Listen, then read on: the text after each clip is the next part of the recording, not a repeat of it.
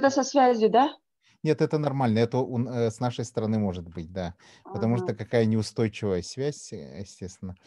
Ну, во-первых, да, добрый день, Кюнней, Риволевна, да. Мне очень Ну, нравится ваше отчество, да, так сказать, потому что, спасибо. да, потому что оно запоминается, да, оно сложное, и оно запоминающееся. Да.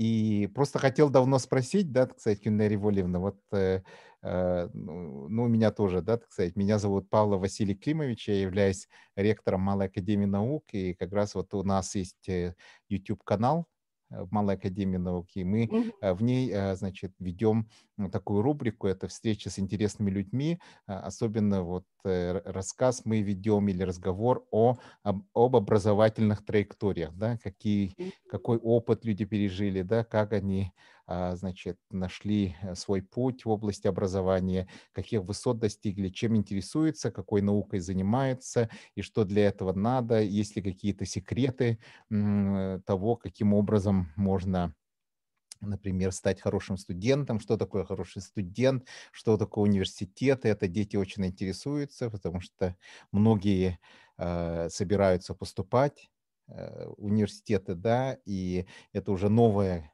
веха в жизни, и людям интересно, что же нужно делать, да, во время университетской жизни, потому что это бывает только, ну, у некоторых один раз, да, так сказать, и некоторые много и подолгу живут в университетской среде, потому что это им очень нравится.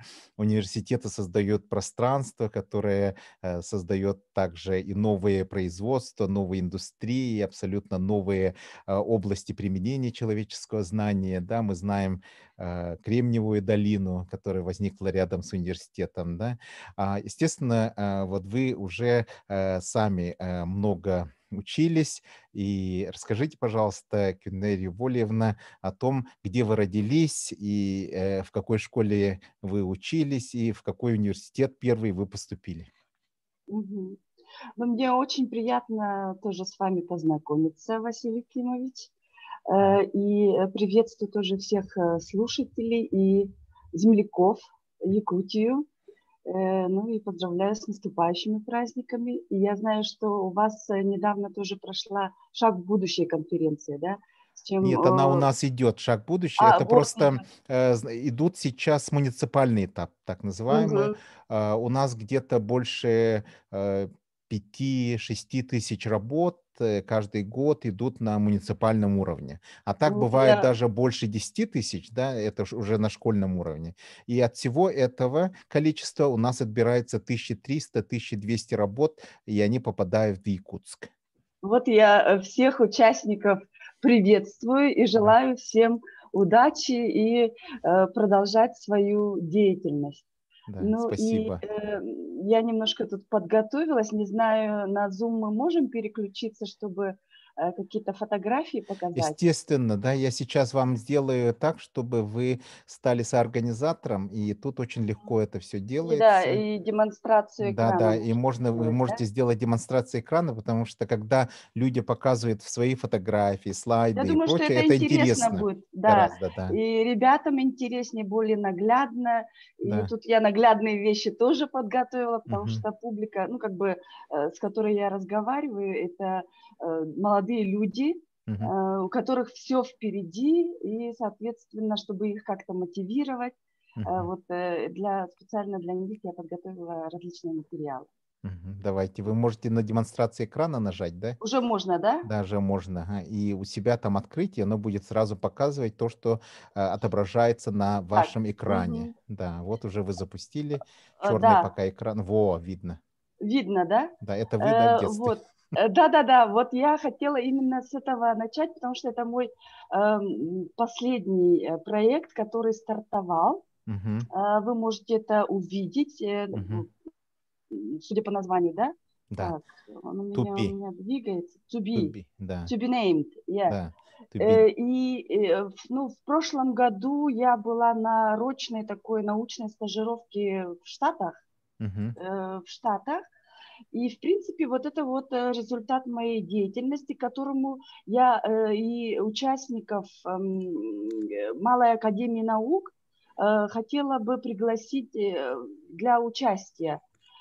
И здесь поэтому вывесила вот этот анонс, который связан с наименованиями. И у нас в Якутии очень большая традиция вообще исследований по именам, по топонимике, да. Наш известный всеми Багдарын Сюльпе очень много работал, и его последователи, и его сын, с которым мы встречались. Это было 2 года назад, когда я написала статью по поводу своего имени. Ведь каждый человек, когда знакомится, он начинает с имени, представляется своим именем. И так же, как и вы отреагировали на мое, например, отчество Револьевна. И мое имя, оно очень интересное, оно такое якутское, имя Кюнней. А в советское время довольно было популярны имена такие, больше русские имена, русские фамилии, правда? Но это благодаря моим родителям, которые учились в Ленинграде в 60-е годы. Мама у меня закончила институт Герцена, биохимию, биологию и химию, а отец учился значит, в Пушкино, тогда была сельскохозяйственная академия, а после, когда была там реорганизация, его перевели в Тимирязевскую академию в Москве. Поэтому он там закончил как экономист сельского хозяйства, а потом уже он доучивался как юрист при в Магадане. Это я к чему? Вот тогда родителей моих зовут Елизавета, звали, значит, они уже, к сожалению, давно уже не живут, Елизавета Денисовна Кривошапкина, и отец Такасай Фриволий Тимофеевич. Казалось бы, тоже такие русские имена. И в студенчестве их ленинградцы тогда спрашивали, ну как же вы как бы из Якутии, почему же у вас не якутские имена? И они учились и очень были дружны во время землячества. У меня отец был очень активный во время землячества там в Ленинграде, все время рассказывал. И было очень много из Монголии, из Бурятии. У них всех были, из Казахстана, у всех были такие национальные имена. И именно к якутам обращались, почему же у вас нету вот этих якутских имен? И тогда они решили взять псевдонимы из якутских Олонхо. И называли себя вот Саргы, Туярако, Нюргун и так далее. Так?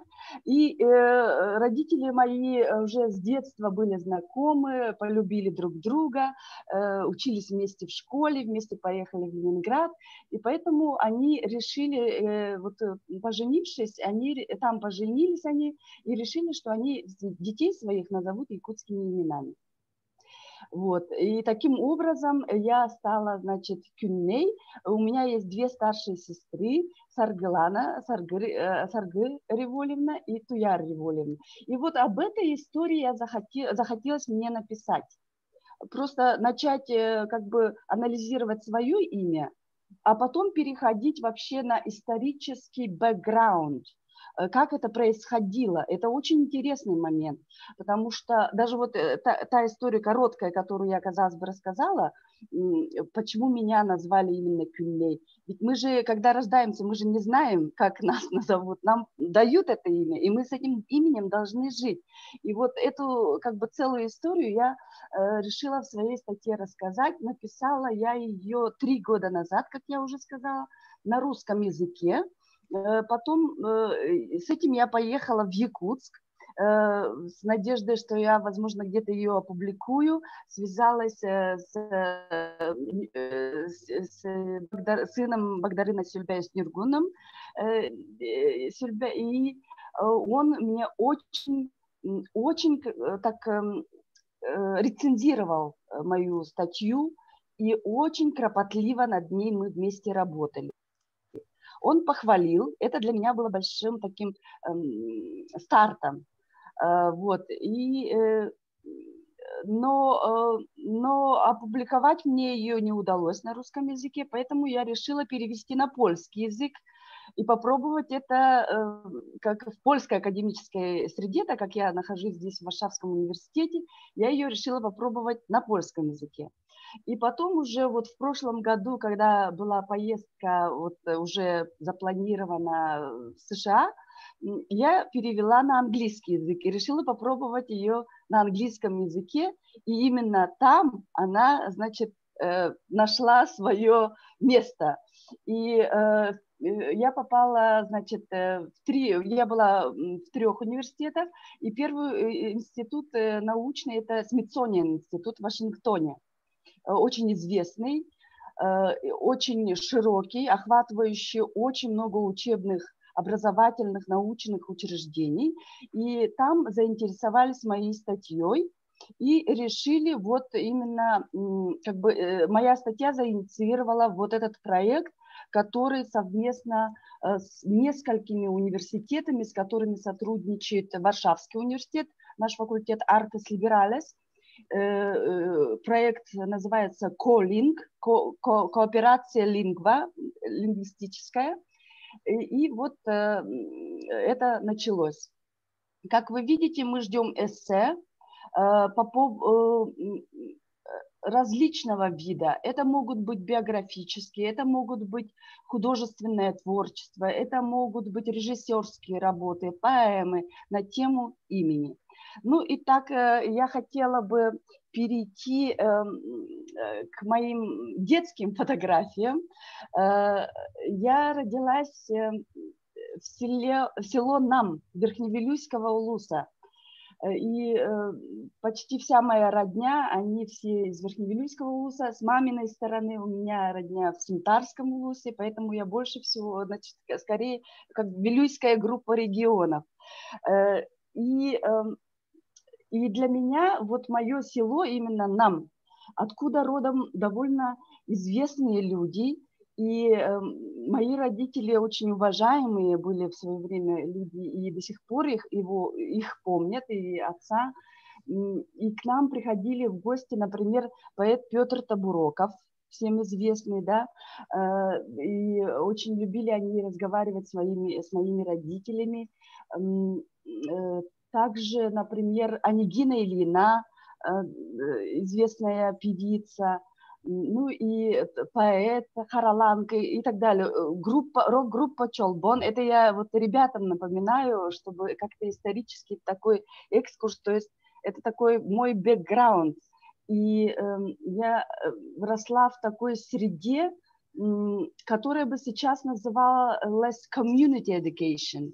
И это набирает обороты. И это очень важно, потому что я к своей деревне, к своему селу отношусь как к своей такой Аркадии. Это такое место ностальгии, где было очень неуютно. Там природа, это над рекой Вилюй стоит моя деревня. Когда мы бегали на набережную и все лето проводили на реке. Я помню, какая широкая у нас была река Вилюй, да, и мы сразу ассоциируемся сейчас с экологической ситуацией на Вилюе, что происходит, и это очень тревожит, например, меня. Лиственничный лес вокруг нашего села, который воспел в песнях Петр Табуроков «Мутукчас». Это очень известная песня, и сразу я вспоминаю свое село и запах, который у нас прямо дом находился рядом с лесом, и каждой весной этот запах окружал нас. Потом рядышком все были соседи, это родственники, все знакомые люди, все друг друга знали. И в этой среде я воспитывалась, и это моя Аркадия. Ну и когда я приезжаю в деревню, вот здесь видите наш знаменитый амбар двухдверный, который очень дорог для нашего, для нашей семьи.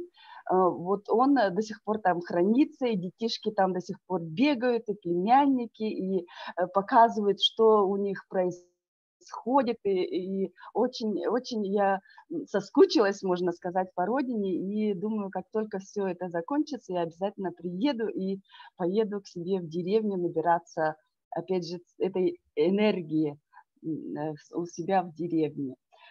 Ну и вот переломный момент был тогда, когда вот эта фотография, вы видите, 83-й год, я до 3-го класса я училась в Намской средней школе. То есть я закончила начальную школу в Намцах, и там все в основном было на якутском языке. И в 84 году, значит, в 4 класс мы уже переехали в город Якутск, когда отца пригласили в Министерство сельского хозяйства работать. И для меня это был переломный момент, когда переезд в город Якутск, в город Якутск. И город Якутск тогда был совершенно такой другой. Соответственно, он отличался. Это была русскоговорящая среда. Якутских школ было там мало. Значит, мы знаем, что было только 2 школы. Это 14-я школа и 2-я школа. И вот папа, хотя мы поселились в отдельном доме очень далеко от центра, это район Даркылах, Грэс, и в 80-е годы, вы можете себе представить, там вокруг были все, как бы мои соседи, мы очень с ними были дружны, очень много играли, и там, в принципе, я научилась русскому языку такому, потому что в деревне-то у нас все были, как бы, все по-якутски разговаривали. И это для меня был очень переломный момент. И тут на фотографиях, мне кажется, даже заметно, насколько буквально... Это почти в 1 год, то есть осенью я сфотографировалась вот в конце года, а и в начале года я даже в той же одежде советского времени, скажем так. И видно, насколько, мне кажется, изменилось вот мое состояние такое. Я такая уже такая твердая девочка, такая за короткий промежуток времени такая, значит, собравшая силы в кулак, чтобы научиться грамотно разговаривать на русском языке, чисто отстаивать свою точку зрения. Когда меня пытались называть, как тебя, например, как тебя зовут, меня спрашивали, давай мы тебя будем Катя называть, потому что такое имя странное, его даже нет, и даже якуты так реагировали, что было очень удивительно. Ну и вот, да, я тут отметила наших вот из нашей деревни таких знаменитых людей. Это тоже сейчас это наши современники.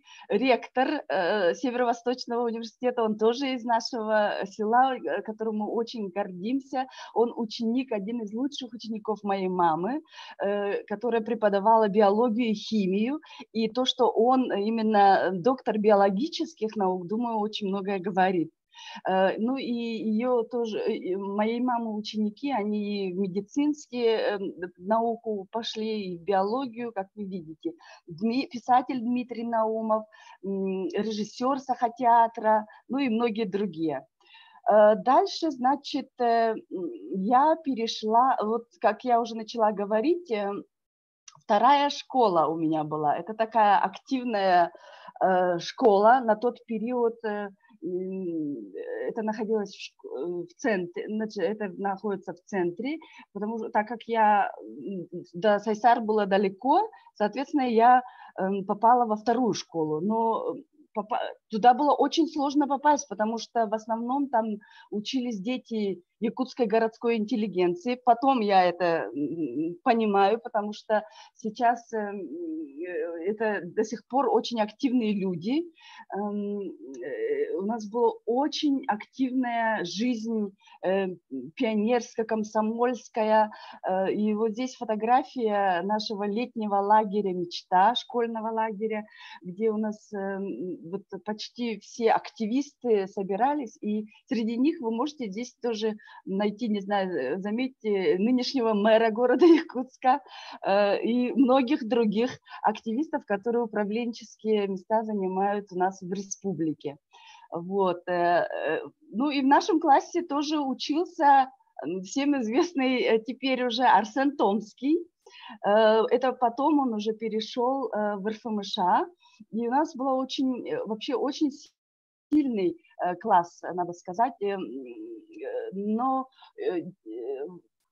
Я там проучилась всего с 4 класса по 8, но до сих пор меня мало кто помнит, что я после 8 класса ушла в Якутское педагогическое училище номер 2, потому что, значит, я всегда была такой средней ученицей, то есть я не была отличницей.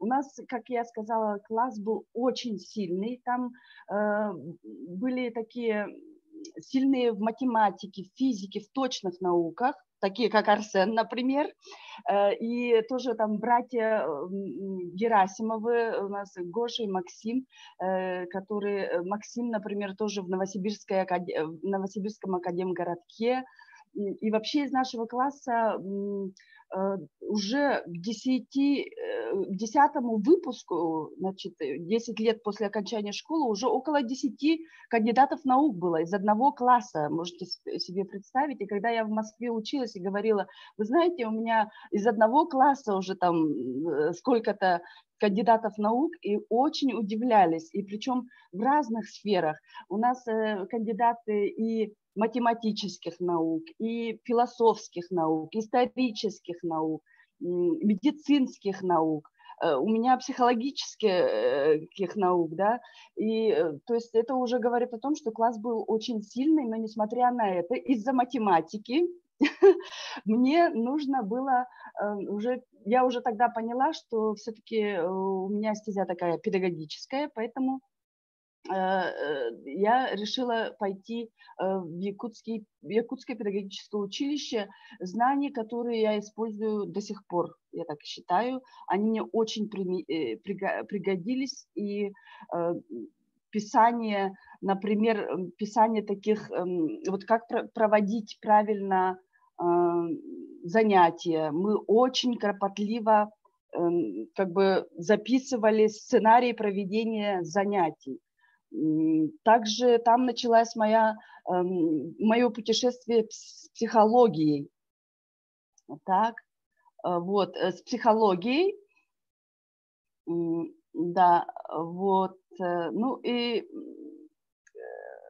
потом был такой, в тот период после окончания училища надо было сразу идти на производство.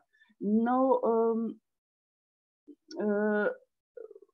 дело в том, что я как бы отлично закончила это училище, и у меня была возможность сразу поступать в высшее учебное заведение, и я выбрала Иркутский педагогический институт, факультет психологии и педагогики. Таким образом, я вот как бы попала в эту психологию и закончила, и приехала обратно в Якутск, и там открылась как раз школа, юридический филиал Министерства внутренних дел.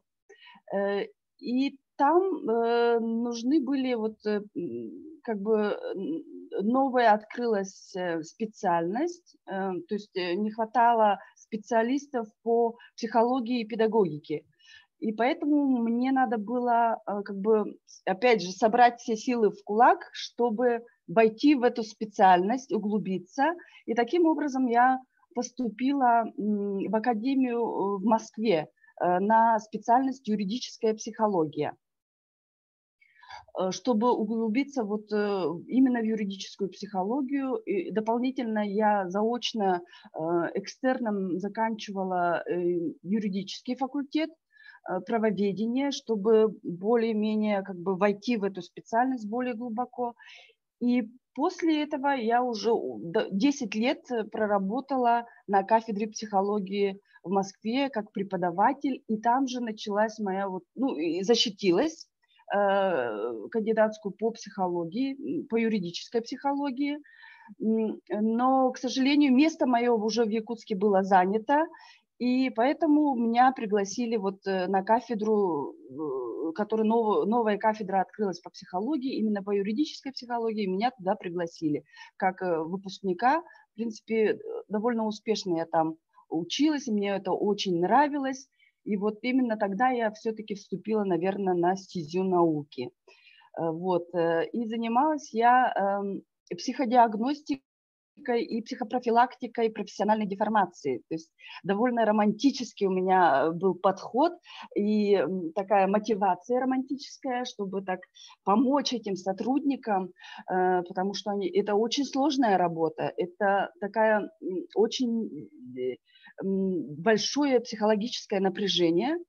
Оно, в принципе, есть во многих профессиях, но профессия сотрудника милиции на тот момент, полиции позже, да, это специфика очень большая. И вот именно романтические такие побуждения меня вот как бы склонили к тому, чтобы заниматься этой психопрофилактикой.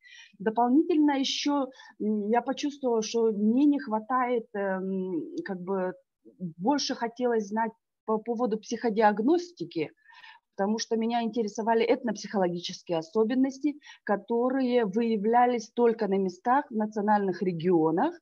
А в Москве все эти психодиагностические методики, они усреднялись. То есть был такой стандартизация, это называется в психологии, что а в национальных регионах, потому как национальные регионы, они, ну, это билингвальные регионы, как мы все знаем, и, соответственно, тестирование проводилось на русском языке, что, опять же, преломляет совершенно через другую этнопсихологическую такую структуру человеческую. И, естественно, процесс, он усложняется, да, но, тем не менее, результаты были очень хорошие, но нигде нормативно это не было зафиксировано.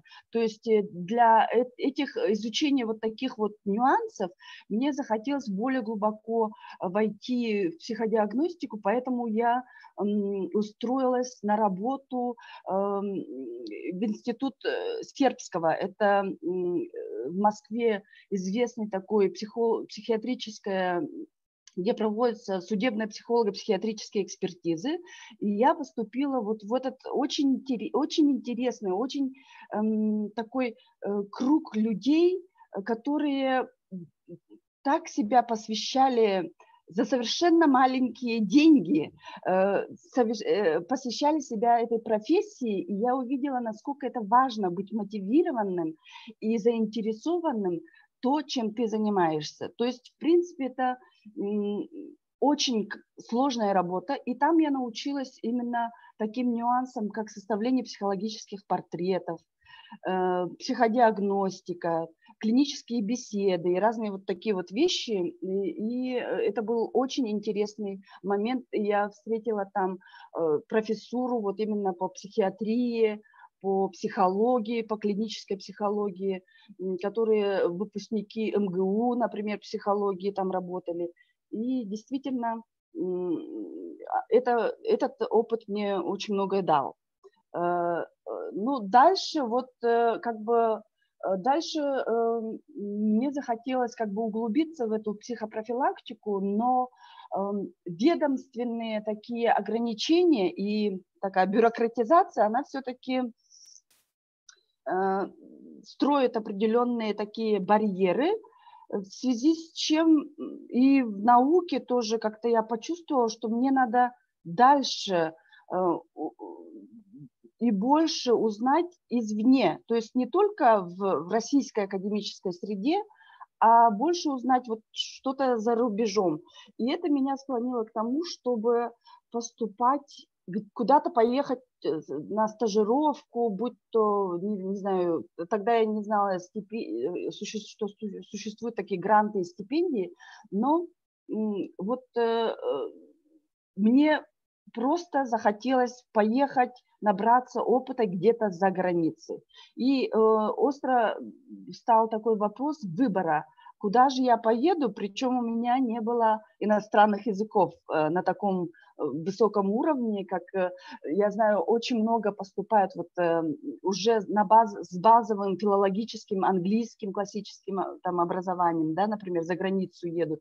И это очень как бы помогает ну, вот, студентам или научным работникам, когда они уже закончили и имеют базу с английским языком, с немецким, с любыми европейскими языками, с другими языками. У меня этого не было. И таким образом я методом холодного расчета выбрала Польшу, потому что мы все в Якутии в 80-е, 90-е годы знали, что происходит в Польше. Это я имею в виду вот независимость Польши, солидарность и все эти преобразования, которые происходили в Польше, и потом в соответствии это тоже отразилось на Советском Союзе, на системе социалистической, да, и распад республик и так далее. Поэтому в этом плане мне, как научному работнику, было весьма интересно, что же происходит в Польше. И поэтому я как-то это изучила, вот это поле, что очень много там. То есть в Польше на тот момент были переводы с английского языка на польский язык, а польский язык, как мы все знаем, это славянская группа языковая, и рассчитывая на то, что я знаю русский язык, рассчитывая на вот это славянскую группу языковую, мне показалось, что я все-таки могла бы побыстрее освоить польский, хотя, может быть, я ошибалась, до сих пор значит, грамматика, она очень сложная. Начинается это с того, что это латинский алфавит, да, и очень сложное произношение и вообще грамматика. И с этим я воюю до сих пор. Но не унываю, как говорится. Итак, я попала в Варшавский университет. Сразу это было в 2008 году.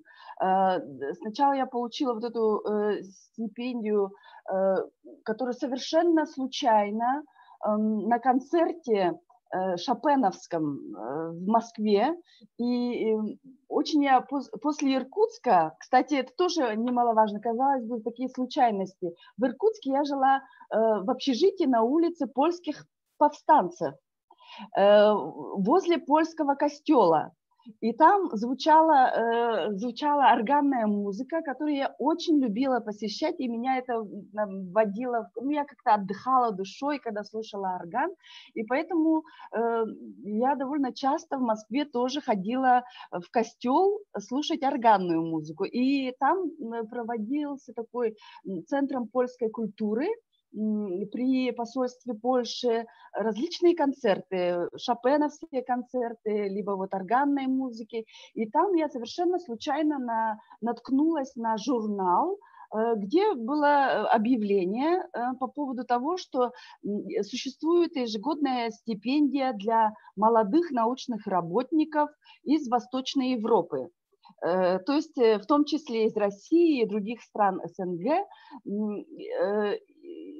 И я это, значит, заметку прямо вырезала в буквальном смысле себе. Причем там было написано, что если вы не, значит, желательно собеседование будет проходить в 3 этапах. Это сбор документов, проверка реферат, научный реферат и собеседование, как последний 3-й этап. И там было написано, что приветствуется знание иностранных языков, английского, польского, но если вы не владеете, значит, если вы не владеете как бы языками, то большее количество баллов может набрать ваша научная работа. То есть я это дело, значит, подчеркнула буквально маркером. В виде исключения, а там было написано, в виде исключения могут быть приняты на основе вот реферата люди без знания иностранного языка. И я это прямо подчеркнула. Эта вырезка у меня до сих пор хранится как памятка. Я очень дорожу этой вывеской, которая как бы изменила ход моей жизни вообще. И так, значит, на собеседовании, что было очень интересно, там была очередь, и в основном все разговаривали на английском либо на польском языке. И меня спрашивали, а как же вы, мол, без английского, без польского языка собираетесь тут, значит, с нами как бы конкурировать? что я сказала, ну, вот написано, что в виде исключения принимаются как бы на основе реферата. И когда я уже вошла на собеседование, а там, значит, я очень хитро так поступила, я попросила одну мою знакомую, накануне я еще съездила в Польшу на пилигримку, такую, которая от костела, от костела, вот, который, где я ходила слушать, там тоже я люблю всегда читать и какие-то, очень любознательное, читать объявления. Мне это очень интересно. Ну, на тот период тогда еще интернет не был так, может быть, распространен, поэтому я всегда читала какие-то объявления, мне было все интересно, что где происходит. И там я вычитала, что существуют вот такие пилигримки, в Ченстахова. Это такая Мекка как бы католиков польских. И мне было интересно, это довольно было недорого по моим студенческим меркам, поэтому я решила туда, значит, позвонить и сказать, я все-таки, значит, не католичка, и меня устраивает моя собственная религия традиционная, значит, я из народа Саха, и у нас есть традиционная религия, она меня устраивает, но мне интересно, как культурологу, как бы заинтересоваться вот вашей религией, как она выглядит, и посмотреть изнутри. Если вы не против, то я бы хотела поехать в вашей группе. На что они очень согласились, и потом меня даже благодарили, потому что мы очень много дискутировали на разные темы по поводу Библии, религии и так далее. Ну и там я познакомилась с женщиной, которая охотно согласилась мне перевести мое такое выступление на польский язык, причем написать это кириллицей, то есть русскими буквами. И я это, значит, выучила наизусть и пришла на собеседование. И после этого собеседования мне сказали, ну, вы очень мотивированы, и до встречи в Варшаве. И вот когда я вышла уже с этого собеседования и смотрю эту очередь, я говорю, а вам сказали, вот те ребята, которые сидели там рядом и говорили, как же ты тут без английского, без польского языка собралась ехать за границу, я говорю, слушайте, а у вас спрашивали, что до встречи в Варшаве, вам такое сказали? Я сама не поняла, что, ну, почему это мне так сказали? Они говорят, нет, нам этого не говорили. То есть я поняла, что, в принципе, я прошла эти все 3 тура. Поэтому, ребята, пожалуйста, не бойтесь. Очень важно, насколько сильно ваша мотивация, целеустремленность, настойчивость, и вы можете пробить разные границы, так сказать. Ну и вот и я поступила вот в Варшавский университет. Сначала была психология, но там я решила все-таки переориентироваться. И очень мне повезло, что сразу при этой стипендии были курсы польского языка. При Варшавском университете очень сильный такой курс, и он входил как бы в стоимость стипендии. И за год я очень старалась, и поэтому за год я, в принципе, прошла сразу несколько уровней. То есть там был такой семестр, 2 года, в принципе, я занималась как бы вхождением в систему образования в Польше, само содержание, да, потому что оно отличалось уже, оно больше было такое прозападное образование. Варшавский университет считается лучшим университетом в Польше, и они всегда конкурируют с Ягеллонским университетом, который средневековый, известный в Кракове, и с политехническим, который находится тоже в Варшаве, но первые места обычно занимает Варшавский университет. То есть я к тому, что они очень такие передовой университет.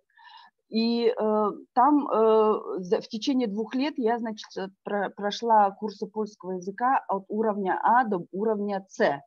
И этого мне достаточно, чтобы уже через 2 года поступать в докторантуру на польском языке. На тот период там принимали только на польском языке.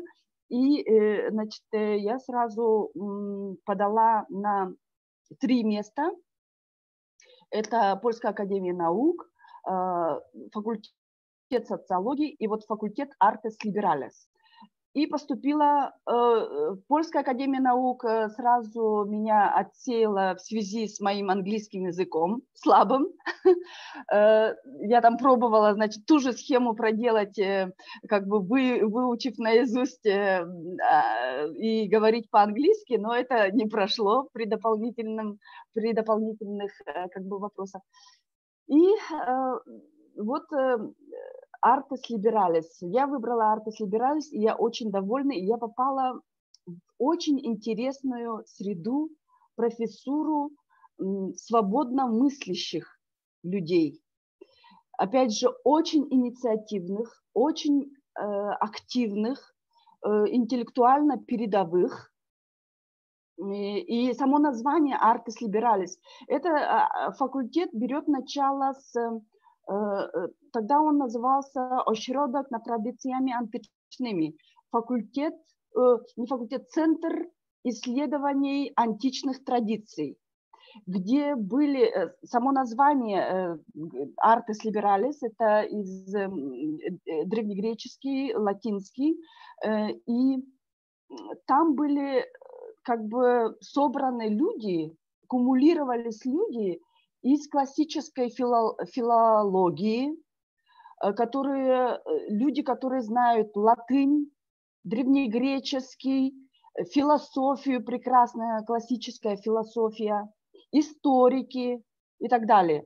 И на занятия просто как губка везде ходила, бегала на все занятия, которые меня интересовали, потому что я попала как бы в культурологию, это культурная антропология, и я уже не считала, там надо было считать часы и пункты, меня это не интересовало, там, чтобы лишь...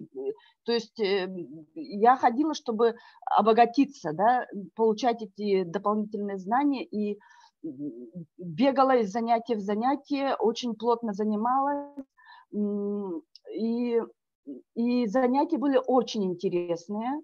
Причем там я тоже научилась, вот очень мне нравится форма занятий, как тут здесь называется конверсаториум, то есть общение, когда вот эти, ну не побоюсь этого слова, это громады науки польской, профессура, сами вместе сидят с нами, с докторантами, и занимаются и слушают нашего мнения.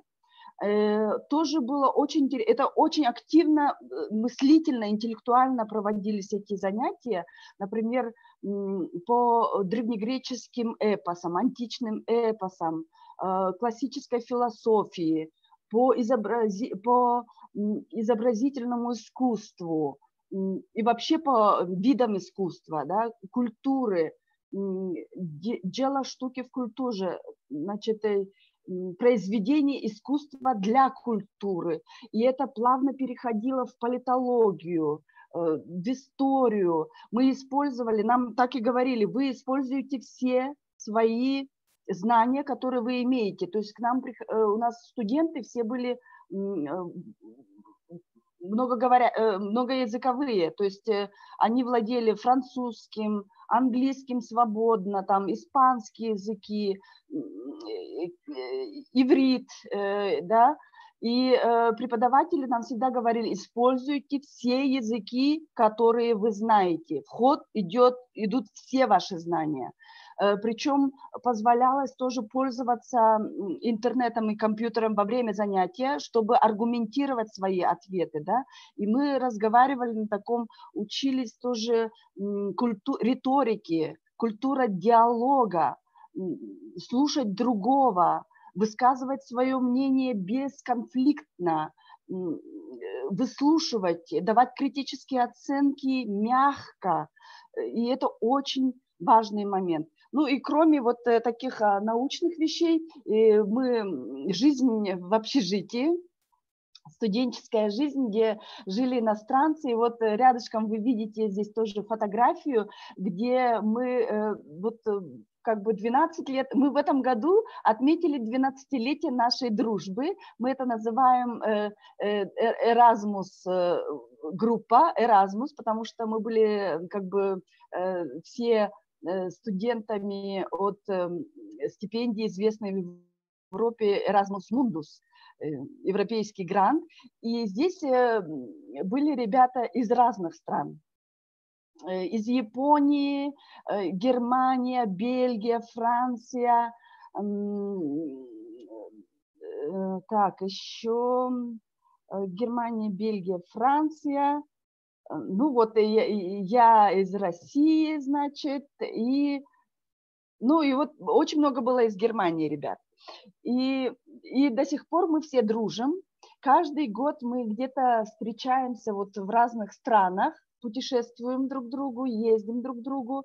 Сейчас во время пандемии мы проводим Zoom встречи.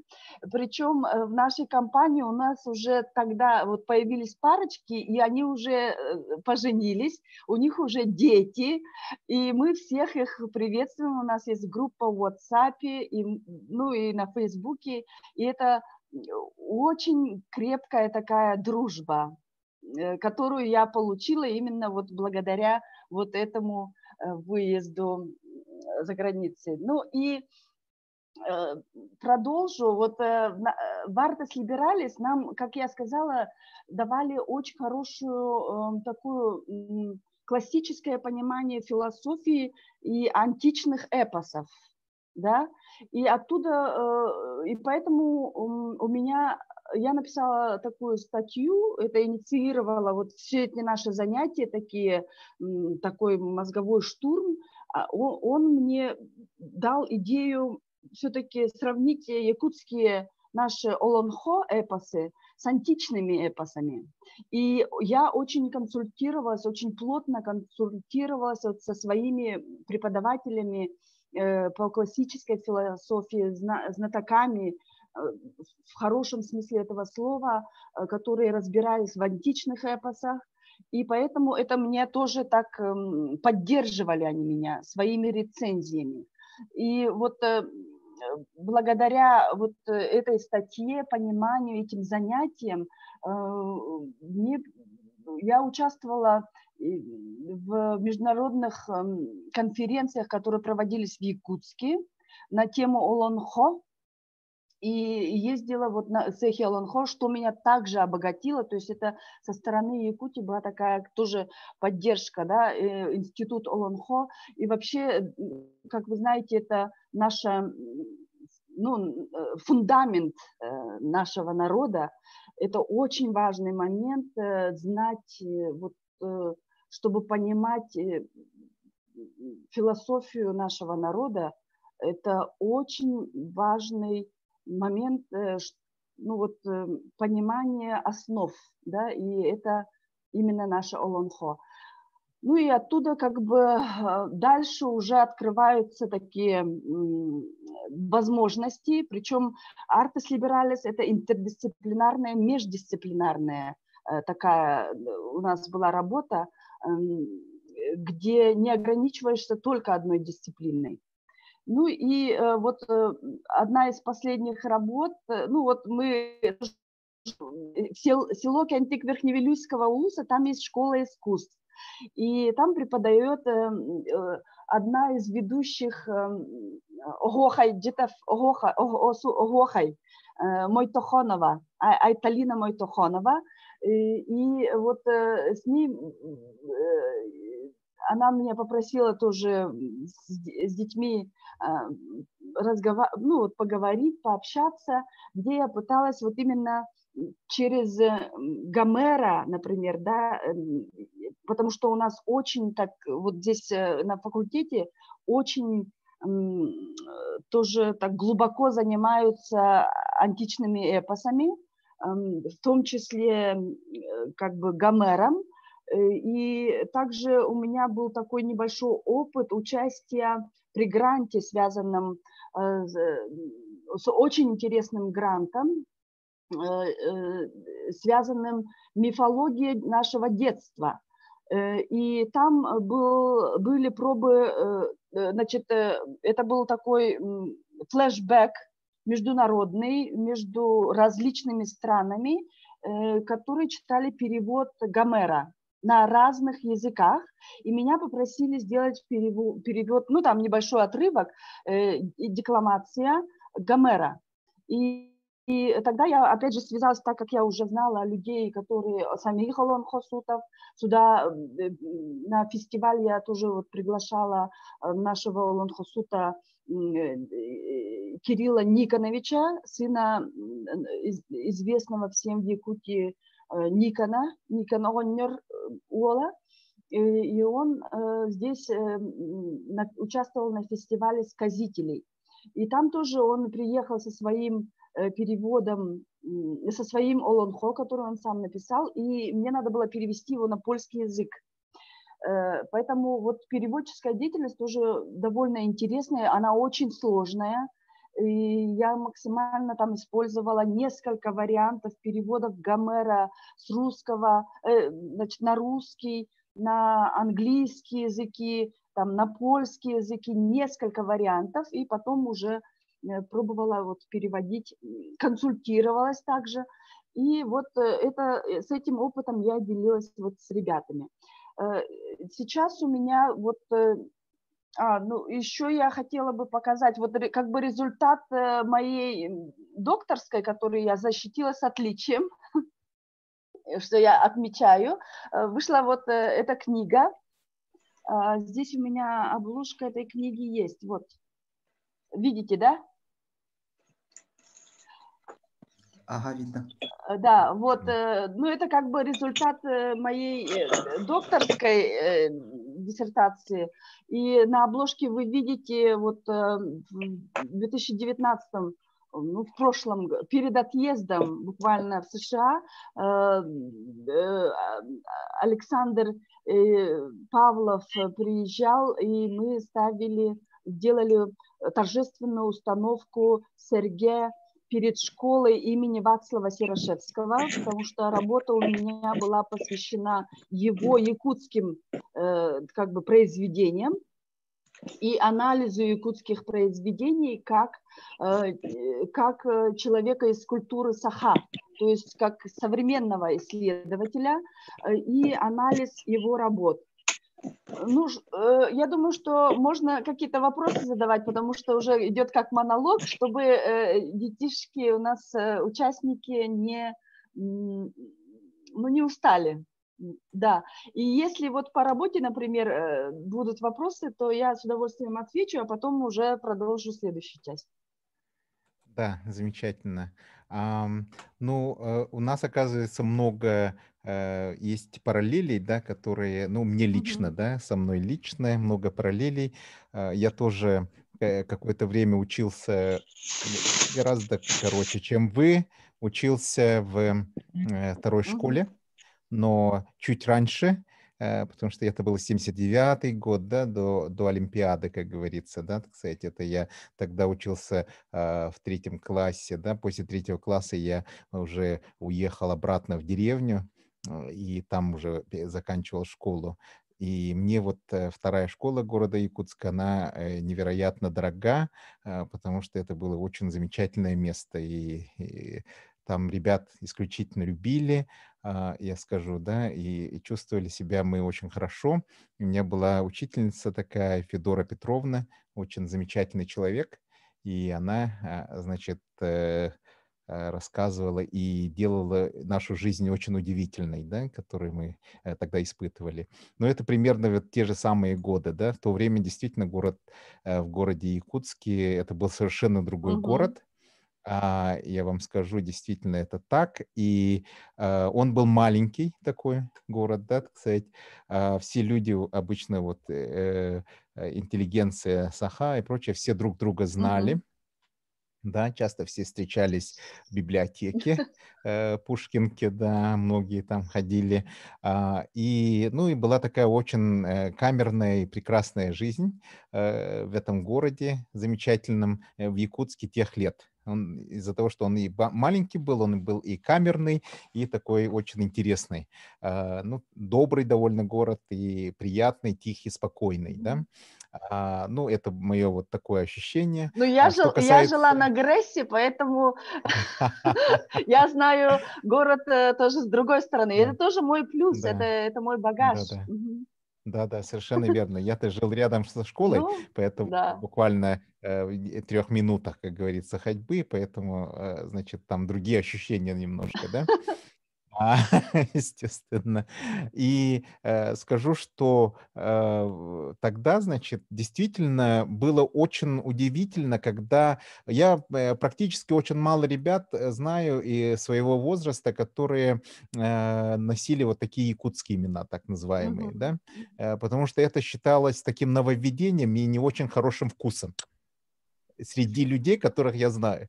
Почему? Я скажу, да, так сказать, что это казалось, что какие-то люди пытаются себе создать, скажем, особую, ну, как-то себя там показать лучше, чем другие люди и прочее, да, так сказать, выдумали себе какие-то имена, которых никогда не существовало раньше, Мгм. да, и прочим, вот такое было ощущение, да, и мне оно как-то передалось, и я вот думал, надо же, вот люди придумывают же интересные имена себе, да, так сказать. Неужели вот имеют они такое право? У меня было такое вот в детстве ощущение, да, потому что всегда считала, что твой дедушка там Василий, Никифор или там даже Элиферий, да, и это очень нормально. И даже мы, Кстати, в Якутии сохранились древнехристианские имена, которые да. очень сложно найти. Но Револий-то это тоже очень старое имя. Да, Да, да. очень старое имя. И, ну, особенно женские имена хорошие, да, старые. Домна там, да, так сказать, Марфа. Это тоже замечательные. Агриппина, Агриппина, ага. да, это очень Мгм. красивые, замечательные древнегреческие имена в основном. И Варфоломей, ага. Варфоломей, да, Мгм. Никандр, да, Никифор, да, вот это же, это просто замечательно, это наше историческое, как бы, прошлое, это наш исторический Именно. багаж, имена, Мгм. да, это то, чем мы выросли, это наше на самом-то деле историческое богатство. И Мгм. когда вот люди придумывают новое, да, мы на самом-то деле, может быть, перечеркиваем историю, это мое личное мнение, конечно, я не буду об этом, значит, сильно, как говорится, свое мнение обсуждать об этом, да, так сказать, но вот я хочу сказать, что у меня вот дедушка, например, да, Иван Степанович, он был человек очень больших таких интересных идей, он много изучал. Кстати, он тоже хорошим был аланхосутом, и Мгм. как он мне рассказывал, что в 12 лет он услышал то какое-то аланхо и запомнил это. Обычно люди Мгм. тогда один раз слышали и запоминали. Мгм. Считалось это очень нормальным. Также вот у меня вот родственник, да, Сергей Зверев, Кылола, и его брат Никон, да, вот эти, ну, Мгм. родственники там. Кстати, Да. внук учился у нас тоже в школе в наше Да-да-да, время. я Ага. знаю всех Ага. этих товарищей. И они, значит, тоже, когда им было 12 лет, они очень спокойно запоминали невероятно большие тексты. Мгм. Потому что у них какое-то, Феноменальная память да, на тот феноменальная период. память. Это была, видимо, техника еще к тому Мгм. же. Потому что когда Мгм. я спрашивал своего дедушки, он говорил, что мы все это запоминаем, как будто это такой рассказ, да, так сказать. Вы идете Мгм. внутрь, и там вот дом, в каждом доме там есть свои комнаты, и в каждой комнате определенный рассказ, да, так сказать. И мы это Мгм. все запоминаем моментально. И вот это Мгм. такая визуализация памяти у них была очень сильно развита. Да, Мгм. и вот он мне рассказывал, что раньше, э, и он предполагал это, скорее всего, так, да, так сказать, но он очень авторитетно об этом говорил, что имена у якутских людей были обычно как прозвище, что никто не имел Мгм. имен как таковых, которые вот написаны в Ланхо. Это все полная как бы выдумка того, что имен не было, а были только приняты прозвища. И это на самом-то деле у многих народов такое. Да, Мгм. подумайте, Да, вот да, да, в да, Древней да. Греции, в Мгм. Древнем Риме, особенно мы, на самом-то деле, якутские люди довольно похожи на древних римлян. У них вот такое отношение, да, юмор похожий, очень такой, До да, христианской эпохи. да, именно до христианской эпохи, но примерно очень такой, да, Ага. действительно языческий юмор, Мгм. отношение такое легкое, да, при этом к многим вещам и ощущение того, что они могут себя представлять как люди, которые борются с элементами природы, это такие герои, и одновременно они очень легко и приятно так вот могут шутить друг с другом, да, между собой там, и это вот та красота жизни якутской, которая всегда была, и она обозначила вот и обозначила название имена людей. да, всегда это было принято, и эта традиция продолжалась очень долго, и даже до сих пор мы многим людям, знакомым, говорим так, да, по прозвищу обычно, мы даже не помним их имена, и это обычная практика, да, которая сохранилась в нашем народе, Да-да-да-да-да. культуре, да. Да, и у нас вот моя фамилия, она именно происходит от прозвища. И четкого определения нет, но есть предположение, что это от Такаяр, Такаагай, и поэтому фамилия Такасаева – это такая русификация, да, моего прозвища, значит, фамильного названия, так скажем. А все в деревне знают, как Такагай. И отца, и там моих дедушек, всех так знали. И поэтому я сейчас взяла как псевдоним. И это на самом деле мое настоящее имя. Кюнней Такагай. И когда иногда в Якутии говорят, какое у тебя странное имя, у тебя муж иностранец? Я говорю, нет, это самое, что ни на есть якутское имя. То есть это тоже интересный очень момент. Да, и, ну, говоря об этом, действительно, да, что вот исторические параллели, они очень важны, да, действительно, как вы себя назовете, да, например, вот я знаю, что у меня, например, племянник, да, он был обычный ребенок, и имя его было Иван Иванович, да, так сказать, ну, как вот, и никто в школе там даже не мог обратить внимание, что есть какой-то мальчик по имени Иван Иванович, и бабушка, да, его, это моя мать, она решила, что надо что-то изменить, да, так сказать, и сделала другое, придумала другое имя, и ребенок, который уже с этим именем был, да, вдруг изменил свое имя, и все знают уже его имя, да, он стал Сандоманом, да, и Вот. все там, и вот это полностью изменило его и отношение к нему и прочее. Да, очень теперь в последнее время я знаю, что меняют на якутские имена, сознательно делают выбор, и имя имеет очень большое значение. И как человек с этим именем ведь живет. И есть люди, которым совершенно имя не соответствует, и они сами к этому имени не прижились, как бы, да, не сжились, скажем так. И поэтому они принимают решение, что нужно имя менять. Да. И мне Да. кажется, это очень интересный феномен, Мгм. потому что Мгм. этот феномен же происходит именно сейчас, когда Мгм. вот эти изменения, придумывание имен, таких псевдо, да, якутских на самом-то деле, да, они даже не имеют исторических корней, эти имена, да, это все придуманное на самом-то деле. Но это же творчество такое, да, народное, это творчество людей, это какая-то попытка Это четкий, это приблизиться. признак, это тоже по определенному признаку человека же. Например, Такаагай тоже, возможно, было, что он какая-то походка у него была, Да, Такаян Хамар, что вот в таком духе, да. да, да. И каждому по признаку ведь давали, то есть его Мгм. специфическая характеристика, индивидуальная этого Да, человека. да. И все знают, вот скажешь по Иванов, ну, Иванов, там, Иван, никто не будет помнить. Как только скажешь его, как бы, Прозвище. псевдоним, да, то сразу, надо было сразу так и сказать, что это ты про него Да, рассказываешь. Так совершенно же? верно. Мгм. Да, и на самом-то деле фамилии появились очень поздно. Вообще-то никто не говорил и даже не использовал фамилии еще и в XVIII веке, совсем недавно. Да? Это уже Мгм. когда после 1861 года вышли какие-то указы, да, царские о том, что нужно иметь там в каких-то документах фамилии, люди стали принимать фамилии. И в Якутии, например, да, церковные власти давали фамилии. Вот им было очень интересно. Многие в Якутии страдали от разных болезней, например, там, скажем, трахома, да, Да. называется, и Мгм. поэтому всем давали фамилии Слепцов, да, вот Мгм. там Или плохо еще, видят или прочее Слепцов. да, Или тоже такой маленькие момент, были такие когда, ростом, да, им давали фамилии Гороховы, например, как горошек маленькие, да, да-да-да, или двойные имена, или тоже двойные имена, да. в Якутии же ведь было так, чтобы злой дух обошел, Мгм. давали двойные имена. Это Да, очень интересный тоже момент, да, такой совершенно верно. религиозный и философский, чтобы отгонять, злой дух не нашел ребенка, потому что очень много младенцев умирало, ведь Мгм. ну, медицины, как мы знаем, на тот момент не было такого уровня, и, соответственно, чтобы защитить этих детей, младенцев, давали другие имена, двойные имена, чтобы перепутать злого духа. Да. И действительно, да, вот я замечу, да, что фамилии — это то, что произошло потом, да, поэтому мы даже знаем, что в английском языке, да, мы всегда говорим там the first name, да, первое имя, second name — это фамилия, да. Да.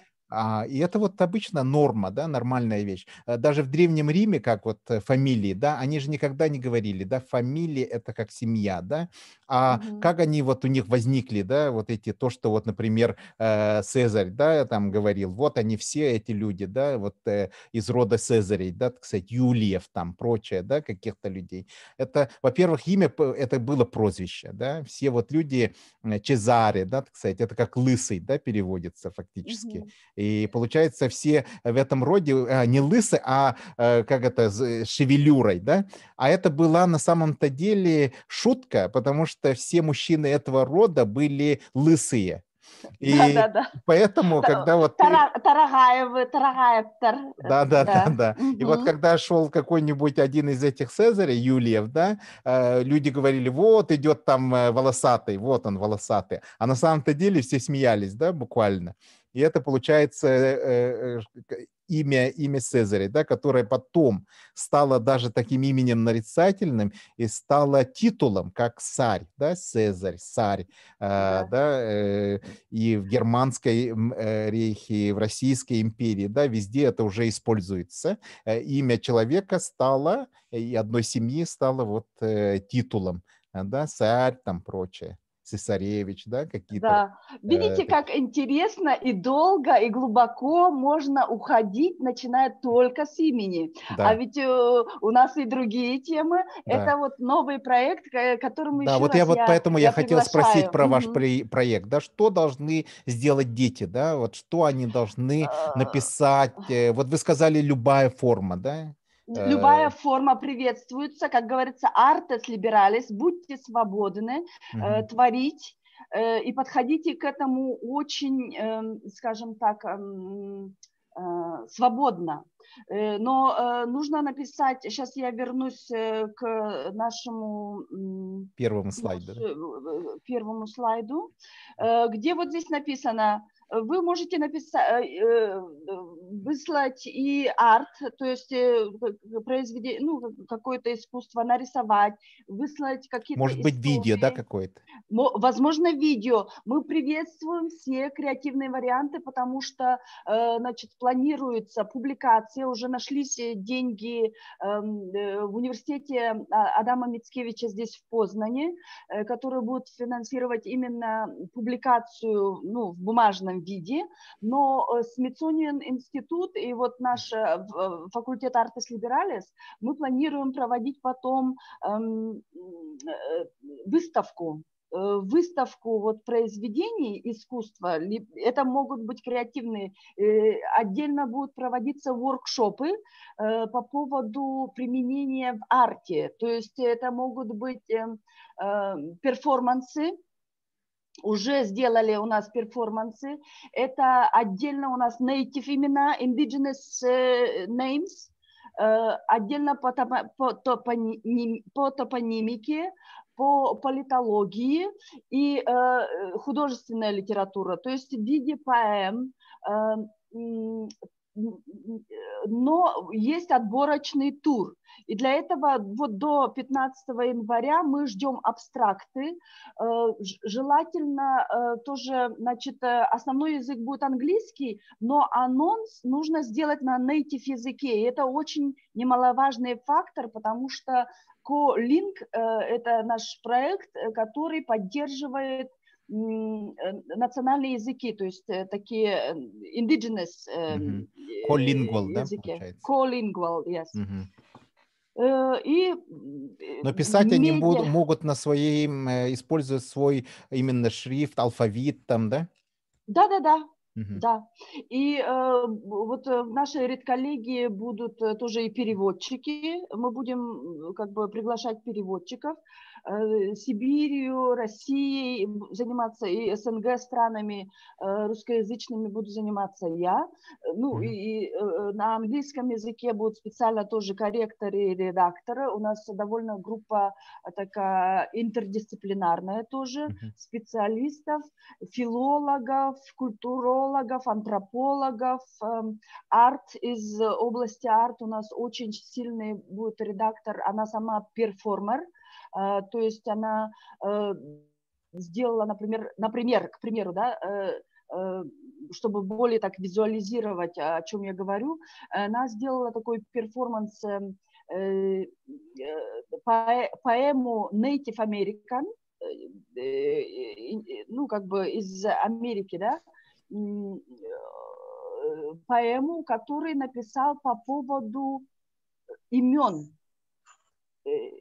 Native American, да, которые, ну, как бы уже исчезают, опять же, они исчезают, и там очень тесно связано с природой, с натурой. Вообще мы же знаем, что наши культуры очень тесно связаны с натурой, это тоже наше будущее и имеет очень большой потенциал. И это тоже, как бы я об этом много думаю, и тоже уже есть наметки на новый проект, связанный Native Art Nature. Так, немножко раскрою.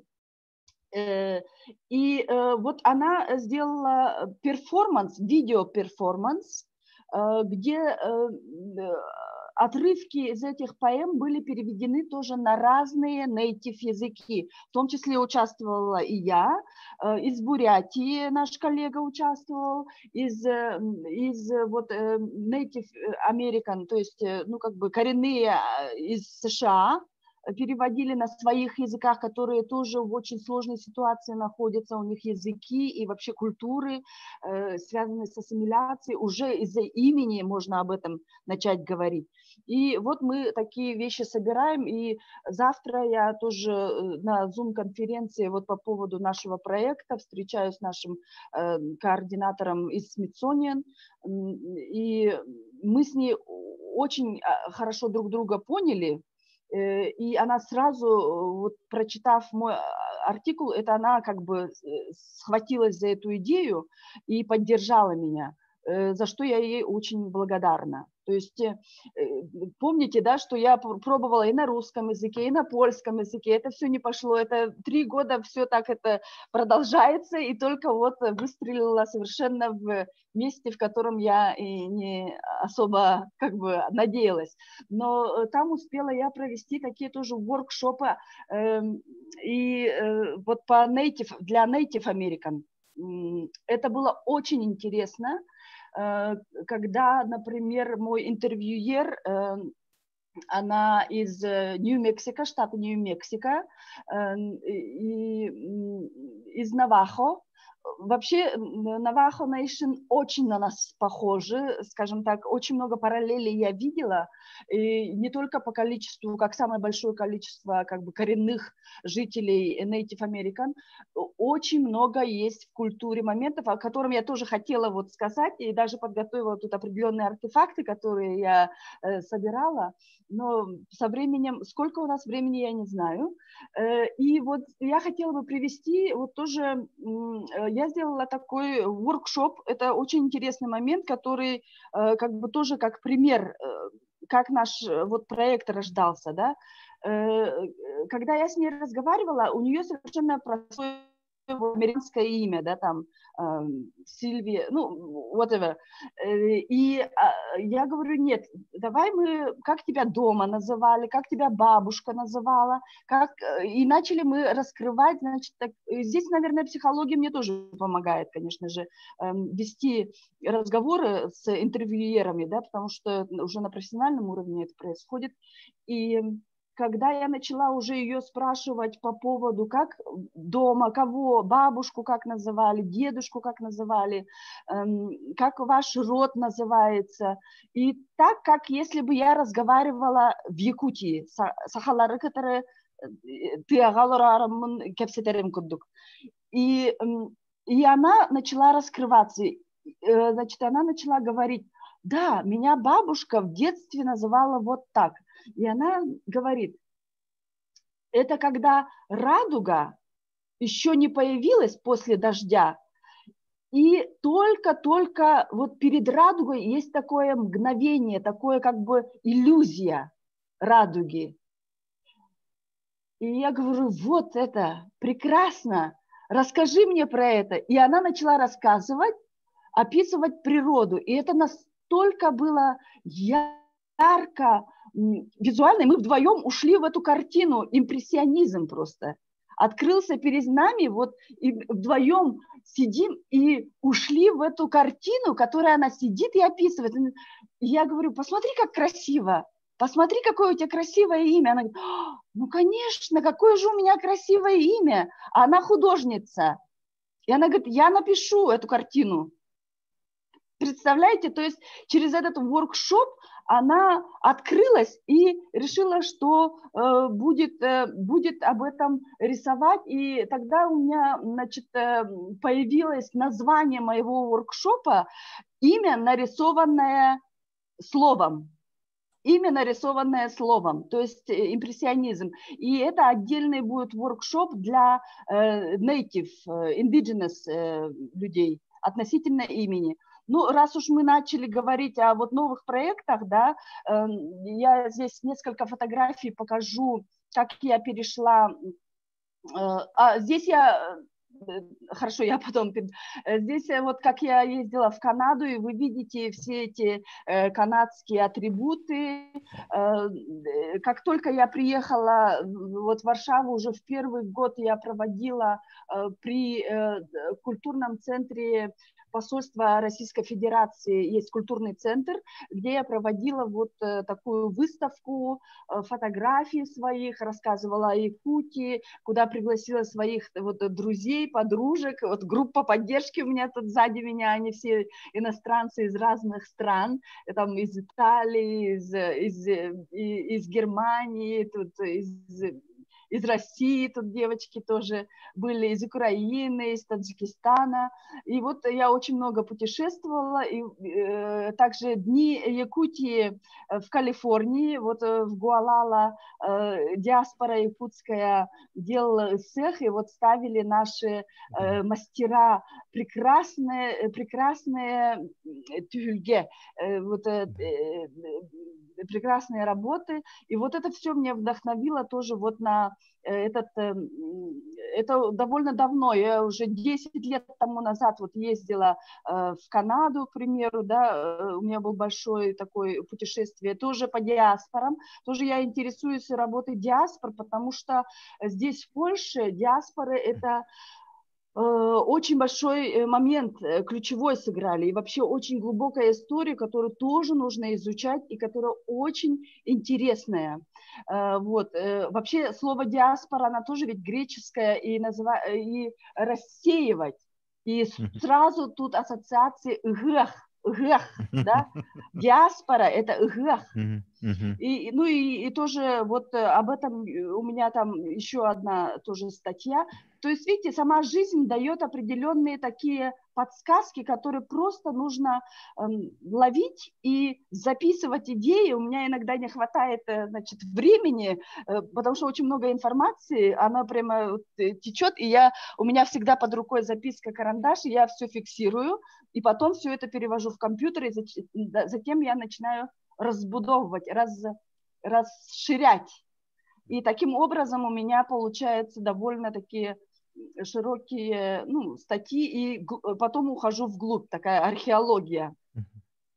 Ну и вот здесь вы видите, когда тут Дни культуры Якутии в США, там в Гуалала-центре, я участвовала. Здесь в Закопане приезжали якутские ансамбли, которые мы делали.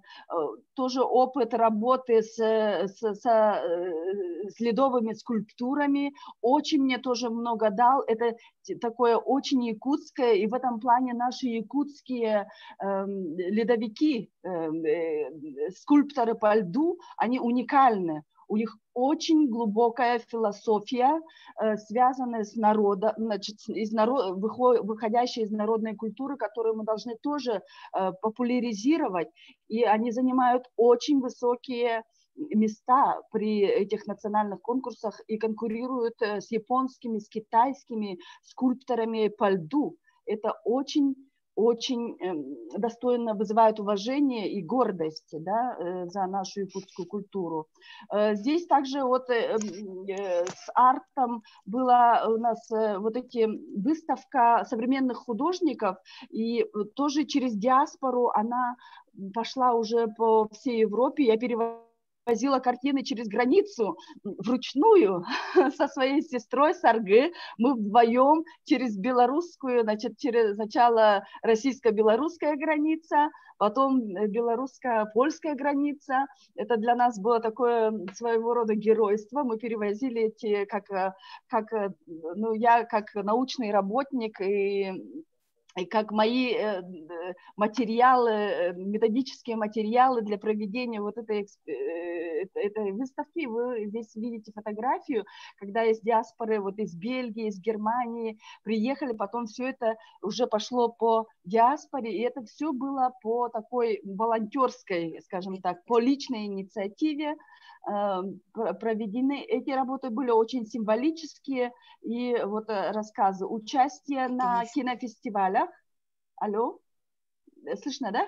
Участие на кинофестивалях. Здесь вот, например, я проводила встречу с режиссером фильма, якутского фильма «24 снега», про наших якутских лошадей. Вот здесь фестиваль в Варшаве во Дворце культуры и науки в самом центре Якутска, вот такая сталинская постройка, высотка. Вот там проходил фестиваль документальных фильмов, где приезжал вот режиссер, и я проводила с ним встречу. Ну, здесь вы узнаете тоже нашего первого президента Михаила Ефимовича Николаева. Мы сфотографировались на Днях культуры Якутии в Москве. И, ну, естественно, он является нашим таким идеологом и флагманом. И когда я училась в Иркутске, это было за счет департамента, который образовывался вот благодаря его идеологии и деятельности. И то, что мне иногда говорят, вот почему не возвращаешься в Якутию? Ну, там нужно как бы вернуться и работать во благо. Но мне кажется, что находясь здесь, уже находясь в другой академической среде, я тоже выполняю своего рода такую миссию, скажем так, по популяризации культуры. И здесь я хотела бы процитировать слова Михаила Ефимовича, который он дал интервью недавно в Ютубе, который можно посмотреть. Очень хорошее такое глубокое интервью, которое очень внимательно я слушала, и где он говорит о том, что если люди нашли себя, вот здесь я даже как-то процитирую, моя задача посмотреть ребят, которые уже живут за рубежом, получив специальность, выдерживать совершенно другую культуру, совершенно другую цивилизацию, и как они конкурируют, почему там находят свое место, что дает им силы там выжить, ведь там действительно сложно. И я понимаю, что очень глубоко как бы понимает сложность ситуации нахождения в другой среде, и причем делать карьеру совершенно в другой академической среде, это очень сильный такой стресс на самом деле, который не каждый выдержит. То есть не каждый он пробьется и попадет, и может действовать во благо народа. И поэтому моя позиция здесь, я думаю, что как бы дает мне возможности тоже работать во благо Якутии.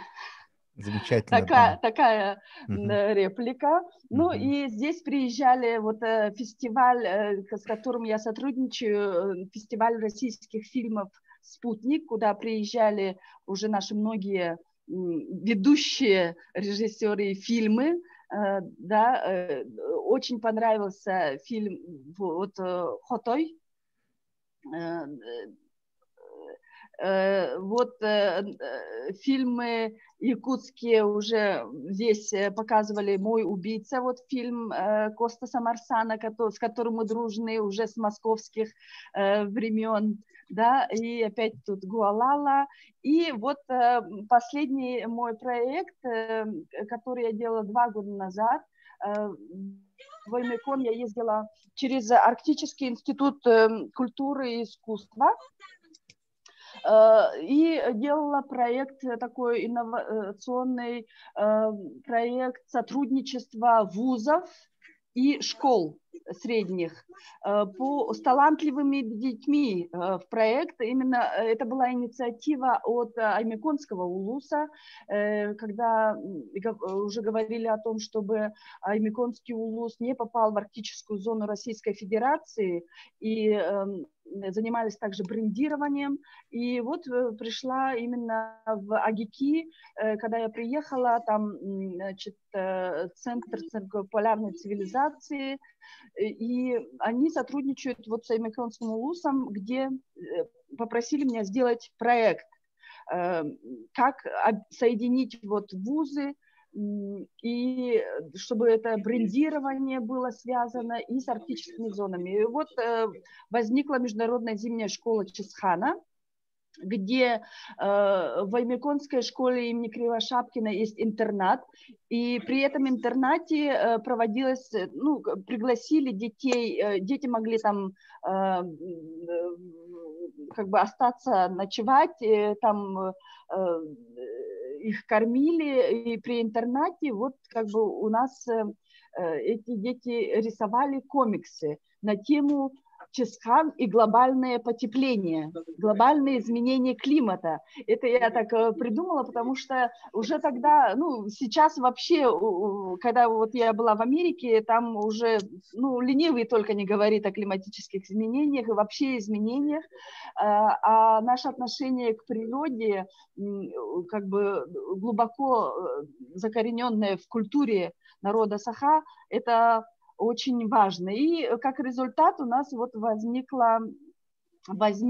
проект и книга на основе, вот, значит, я вам показываю версию такую пробную, которую я прислала, и буквально на днях мы уже ждем 600 экземпляров. Она вышла благодаря гранту поддержки native, indigenous, как я уже сказала, indigenous языков, calling при нашем факультете. И поэтому главным условием было, чтобы книга была написана на якутском языке, а как вспомогательный английский язык. И поэтому она такая по-якутски и на английском языке на основе рисунков вот детей вот из этой школы Чесхана, которую мы проводили в 2018 году. Да? Здесь очень интересные рисунки, детские рисунки. Здесь и Лабынкыр представлен, и все наши вот Чесхан, пожалуйста. Комиксы очень интересные, дети сами рисовали. Есть компьютерная версия этих комиксов. Вот, например, прекрасные, очень талантливые работы. И в конце книги здесь каждый комикс несет свою историю, это как краткое олонхо на самом деле. И некоторые дети тоже делали олонхо, рисовали. Вот посмотрите, это компьютерная графика. Дети из Оймеконского улуса делали. И потом в конце еще дается в конце книги такая раскраска для англоязычных или для других языков, да, они могут прочитать, вставить свои диалоги, придумать свои рассказы, описать их, ну и раскрасить. Так что это вот интерактивный такой у нас получился проект. И сколько экземпляров этой книги вы смогли выпустить? Значит, для начала будет 600 экземпляров. Да? И это, вот, как я сказала, в рамках коллинг финансирование полностью было из Варшавского вот нашего факультета, фундация, фонд Artes, Институт Artes Liberales, которые меня очень поддержали, и проект коллинг, центр коллинг. Вот, ну и перед тем, как мы уже перейдем к последним вопросам, я бы хотела рассказать, ой, извините.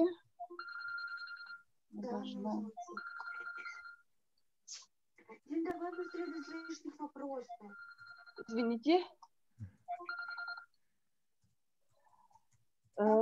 И в конце вот я бы хотела рассказать вот про поводу моего пребывания в Штатах.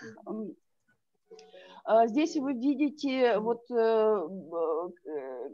кстати, моя коллега, она перформер, вот о котором я рассказывала, и мы вместе в редколлегии. И здесь это район Чироки, известный, да? Где-то звук у кого-то включен, что ли?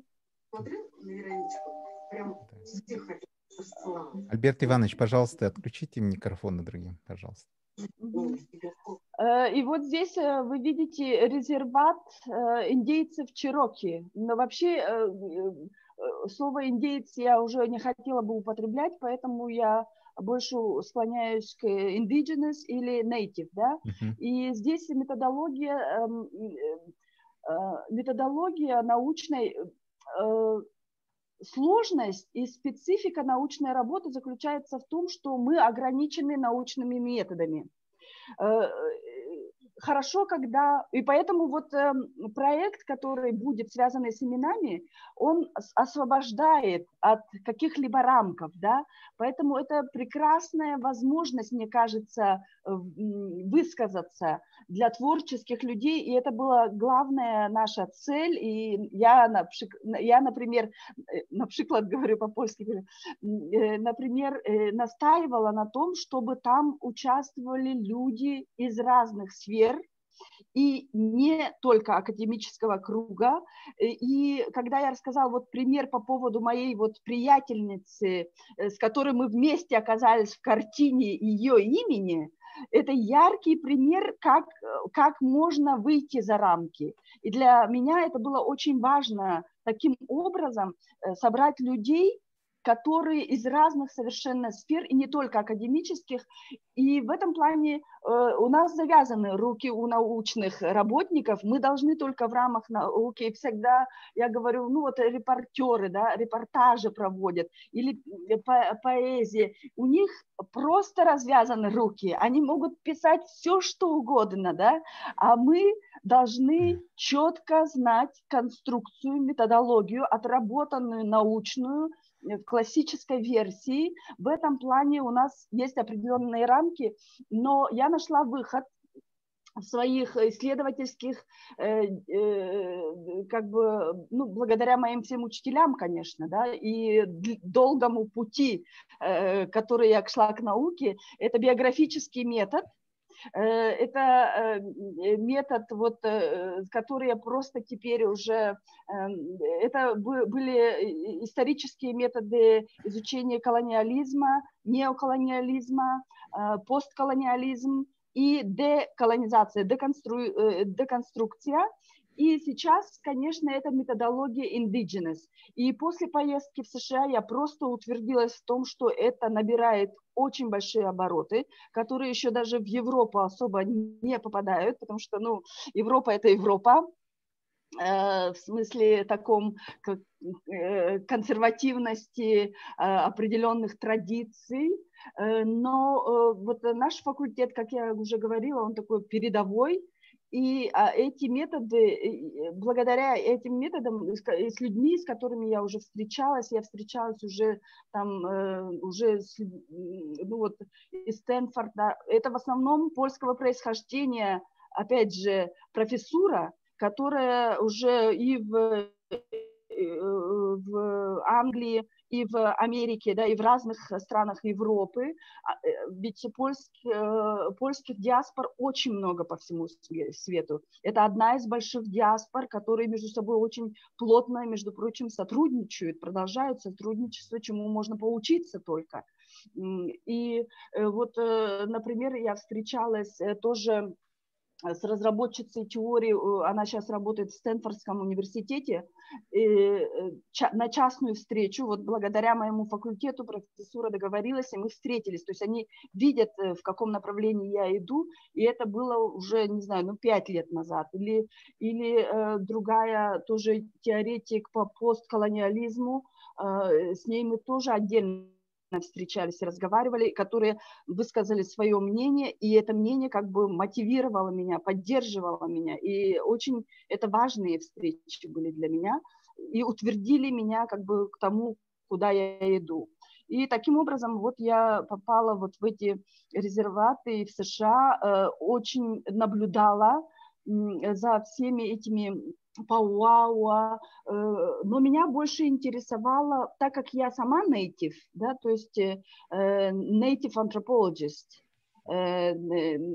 как бы scholars, который сама indigenous, и я этим горжусь, я это несу с большой гордостью всегда, и когда я знакомлюсь, то сразу переходя вот какие-то такие границы, которые существуют, я сразу, сравнивая со своей собственной культурой, начинаю их расспрашивать о более таких глубоких вещах, до которых иногда извне многие исследователи могут не дойти.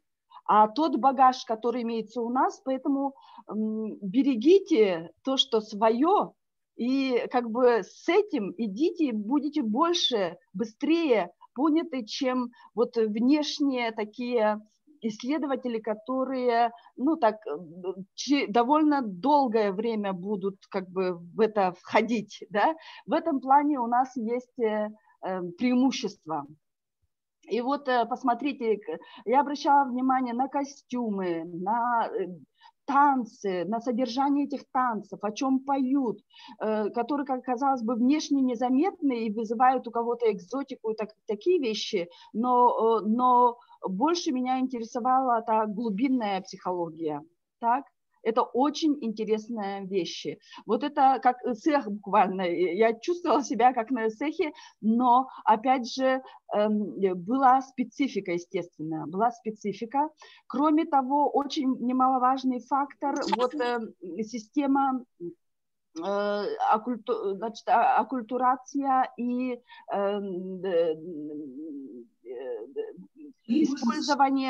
использование культуры коренных, да, вот в поп-культуре.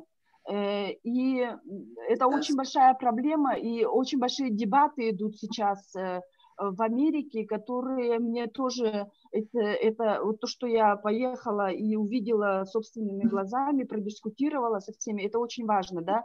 Вот здесь описание Pocahontas didn't save John Smith, she saved America. Это в музее Indigenous American, такие выставки очень интересные были. Ну и здесь это уже экспозиция в Польше, которая была, значит, в Гданьске. Здесь тоже очень характеристичный арт, который мы немножко затронули, когда разговаривали, да. Но это уже наша история, и поэтому, в принципе, об этом нужно и стоит говорить открыто, потому что как бы это является уже историческим моментом, от этого мы никуда не денемся. Если мы проговариваем, тут уже как бы мои такие психологические знания включаются, это психоаналитика, это глубинная психология. И если мы это не будем проговаривать, эти комплексы остаются. И мы видим теперь пример, что происходит, например, в США. Казалось бы, мультикультуральная, цивилизация новая. Но если войти глубоко, там очень много вот проблем экспроприации, например, да, с которым до сих пор борется, экспроприация культуры, когда не понимая глубинного смысла каких-то вещей, культурных вещей, используется совершенно в других целях, утверждается, что это не запатентованное, и можно это применять где угодно. Также сразу как наши ювелирные изделия, которые штампуются китайцами или унты якутские, да, а наши мастера, ювелиры, они кропотливо каждый узор вырабатывают, и это связано с традицией, с очень глубокими корнями. Ну, Да. вот примерно вот таким образом.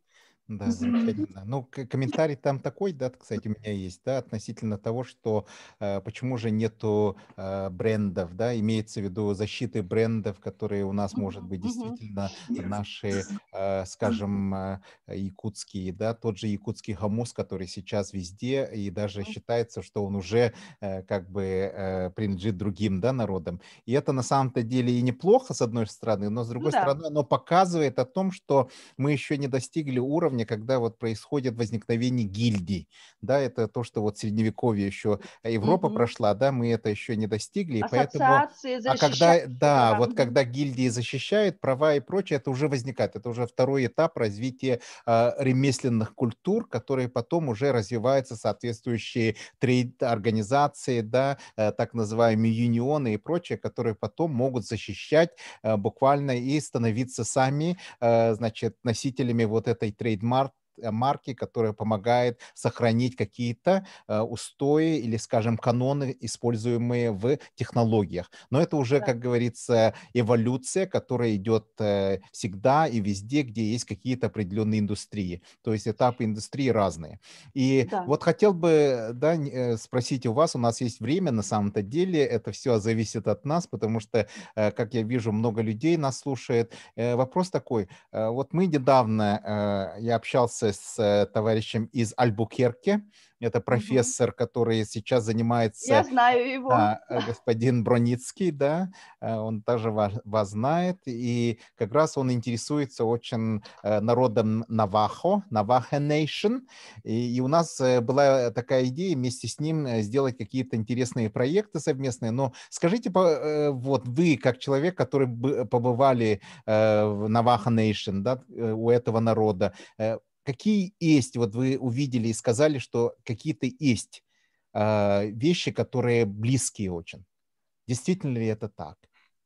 Значит, во-первых, относительно вашего предыдущего, значит, интервью, с которым вы проводили интервью, мы сталкивались, и опять же, возвращаясь к тому, что у людей, которые вне науки, у них более развязанные руки, да, и там встречается очень много посредников, людей, которые, значит, продюсеры, такие бизнес-люди, люди бизнеса, и это совершенно другая категория людей, от которых иногда, значит, приходится держаться подальше, чтобы оставаться при своем мнении и сохранять какие-то определенные такие проторенные консервативные вещи в показывании своей собственной культуры, потому что я тоже являюсь нейтив-антропологом и членом своей собственной культуры, и который глубоко видит и корни,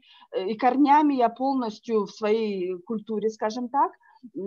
И когда дельцы приходят как бы, да, для продажи и распространения, то это, конечно, очень осторожно к этому нужно подходить, что я всем рекомендую, и об этом говорю и пишу. Это, опять же, вот то, что мы говорим, должны существовать гильдии и ассоциации, сообществ артистов, чтобы это не в чистую монетизировалось только в карман посредников, которые, глубоко не входя в культуру, не понимая фундаментальных вещей, просто хотят пенку снять, как говорится, сверху. И дальше уже мы их не найдем. А мы продолжаем дальше оставаться, работать над тем, чтобы у нас культура развивалась, видоизменялась. Естественно, происходит стилизация, объяснять это, потому что очень много существует до сих пор стереотипов и в науке, даже в науке. И именно оттуда, может быть, находится и в поп-культуре, и вообще в людской среде, которую нужно перебивать. Да? Мы знаем, вообще выживаемость – это в нашей крови, как мы говорим, но это нам же и помогает, и нам же мешает. Да? Мы пережили изменение систем, имперские, социалистические. Нам только можно позавидовать. Иногда, вот когда на Запад приезжаешь и проводишь лекции с людьми, они просто... Мы первый раз живого там Native Siberian видим, например, да, тебе место там экспонатом в этнографическом музее, что-нибудь в таком духе могут сказать. И поэтому эти стереотипы или сразу воспринимают тебя человека только из России, к примеру, да, то есть не зная, разве там люди живут, ну, в таком духе. И поэтому за столько времени я отработала такие очень быстрые схемы, механизмы, техники пробивания стереотипов для западного именно человека, который по понятным причинам, естественно, он не понимает, это понятно, это тоже интеллектуальное самоограничение, но тем не менее я тоже даю понять, что извините, раз вы уже представляете определенную культуру, будьте любезны почитать. Сейчас уже очень много информации, потом всегда перспектива, опять же, в науке европоцентричная, да, и тогда я говорю, нет, у меня перспектива отличается, и начинаю рассказывать, что Якутия – это вообще пограничье цивилизации. Здесь и евразийское, и, значит, европейское вливание культуры, и арктическая цивилизация, и тюркская цивилизация, и монгольская цивилизация, и территориальная. Я просто начинаю свои лекции с Google Map, в чистом виде и говорю, посмотрите, где тут и Америка, до Америки быстрее, чем до... Ну и вот так пробиваются вот эти стереотипы. И, значит, что по поводу коренных, очень много связей. Вот здесь я показываю тоже наработки по нового проекта, где идет сравнительный анализ, но по арту, потому что не знаю, как у всех, я во многом ищу сходства. Для меня это важно. В евроцентричной культуре и в цивилизации они больше строились на нахождении разностей, то есть непохожести, да, и концентрации на этом. Но все-таки, возможно, это связано с тем, что вот я из Якутии, и у нас всегда пытаются найти сходство. В чем же у нас сходство, да? И вот эта привычка, что-то вот похоже, я оттуда родом, к примеру, говорят, или вот у нас вот это вот так вот похоже. И вот эта такая привычка или перспектива видения, она мне помогает. И потом я начинаю этот клубок, ниточку, значит, потихоньку вытягивать, и это помогает также устанавливать более глубокие связи. И культура, и арт, искусство очень мне в этом помогают. И ярким примером является вот тут фотография, которую вы видите. Эта фотография вот с этой стороны. Это именно Native American.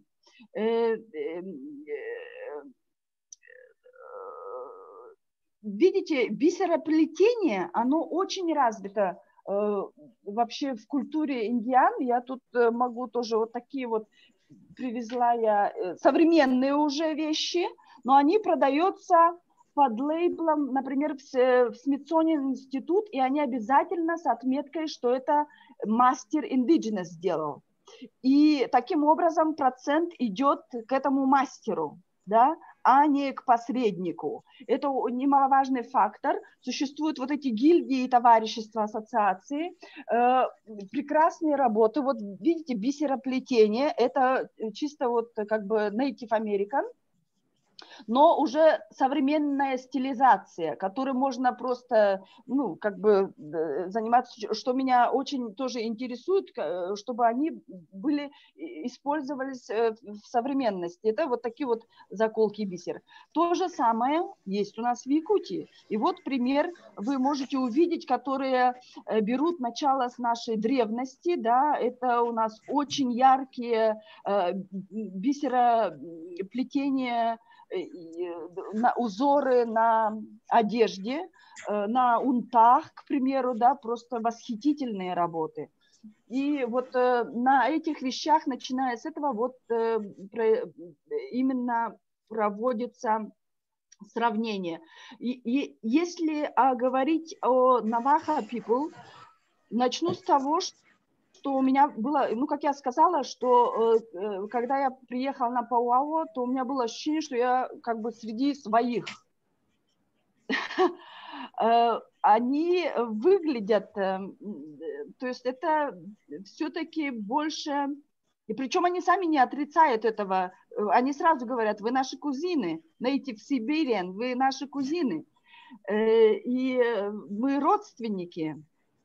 Я уже не говорю о там Аляске и арктических зонах, инуитах, которые вот в Форт-Росси часто приезжают на All American Day, и Саха-диаспора поддерживает с ними отношения. Я говорю больше вот о южной части, и там вот народы, и Наваха в большей степени, потому что по многочисленности они вот и внешне, как я сказала, но другой момент, что единственное, чем я отличалась, скажем так, я была более щуплая и без очков. То есть я к тому, что вот это ассимиляционные процессы, да, и повлиявшие на состояние здоровья, скажем так, очень много было людей с большим весом. И вот наличие у большинства очков, там говорила о там сахарный диабет или какие-то вот такие вещи, связанные с health being, значит, такие состояния здоровья, питания. И об этом тоже очень много как бы сейчас делаются работ, исследования вот этих вещей. И потом эти костюмы, например, вот нагрудные вещи, да, такие, они, у них очень длинные, в буквальном смысле, но они сделаны из кости, к примеру, да. Вот, ну, у меня это маленькая версия такая из кости, и есть, где они полностью закрывают, вот как у нас илинкебихер, сделанные из кости. Вот эти вот бастыга, да, которые тоже очень часто встречаются. Вообще украшения, наличие большого количества украшения тоже, мне кажется, такой показатель. И танцы, значение, глубина, философия этих танцев, не говоря уже о анимистических как бы традициях, которые сохраняются в этих танцах. И в их костюмах, которые вы можете видеть здесь, например, вот здесь танцы глухаря, да? Таковиска, в основном это связано с анимистикой, анимизм, то есть животный мир, глубокая философия, хотя они официально могут быть, значит, католической, христианской религии, но во всех этих костюмах, танцах, круговых танцах, во всем этом зрелище очень много вот именно связи с природой, с натурой, с анимистическими вещами, которые сейчас в науке, да, через экологическое движение, через движение активизации там за климат, борьбу за экологию и так далее, мы знаем, что в гуманистике приходят вот эти вот связь с анимизмом, с религией, понимание, глубина этого понимания. И вот в этих вещах просто колоссально. Вот здесь пример вы видите, когда полностью у него все в костюме. И когда я разговаривала вот с танцорами, да, там ведь были запрещенные такие танцы, в свое время танец духа, да, когда они через танец и через песни, барабанная, ну не барабанная, там тотем, такие барабан, они стучат в барабаны и производят звуки, да, такое обращение к небесам. Ведь у нас это тоже есть. И вот это уже об этом вот следующая моя работа, и я думаю, что будет книга. Замечательно. Будем очень ждать эту книгу, да. А скажите, пожалуйста, вот вы были еще в Остине, Техас, в Техасском университете, который в Остине находится, да? Тоже Да, изучали indigenous people, культуры, да. взаимосвязи, изменения трансформации культур. Это очень интересно.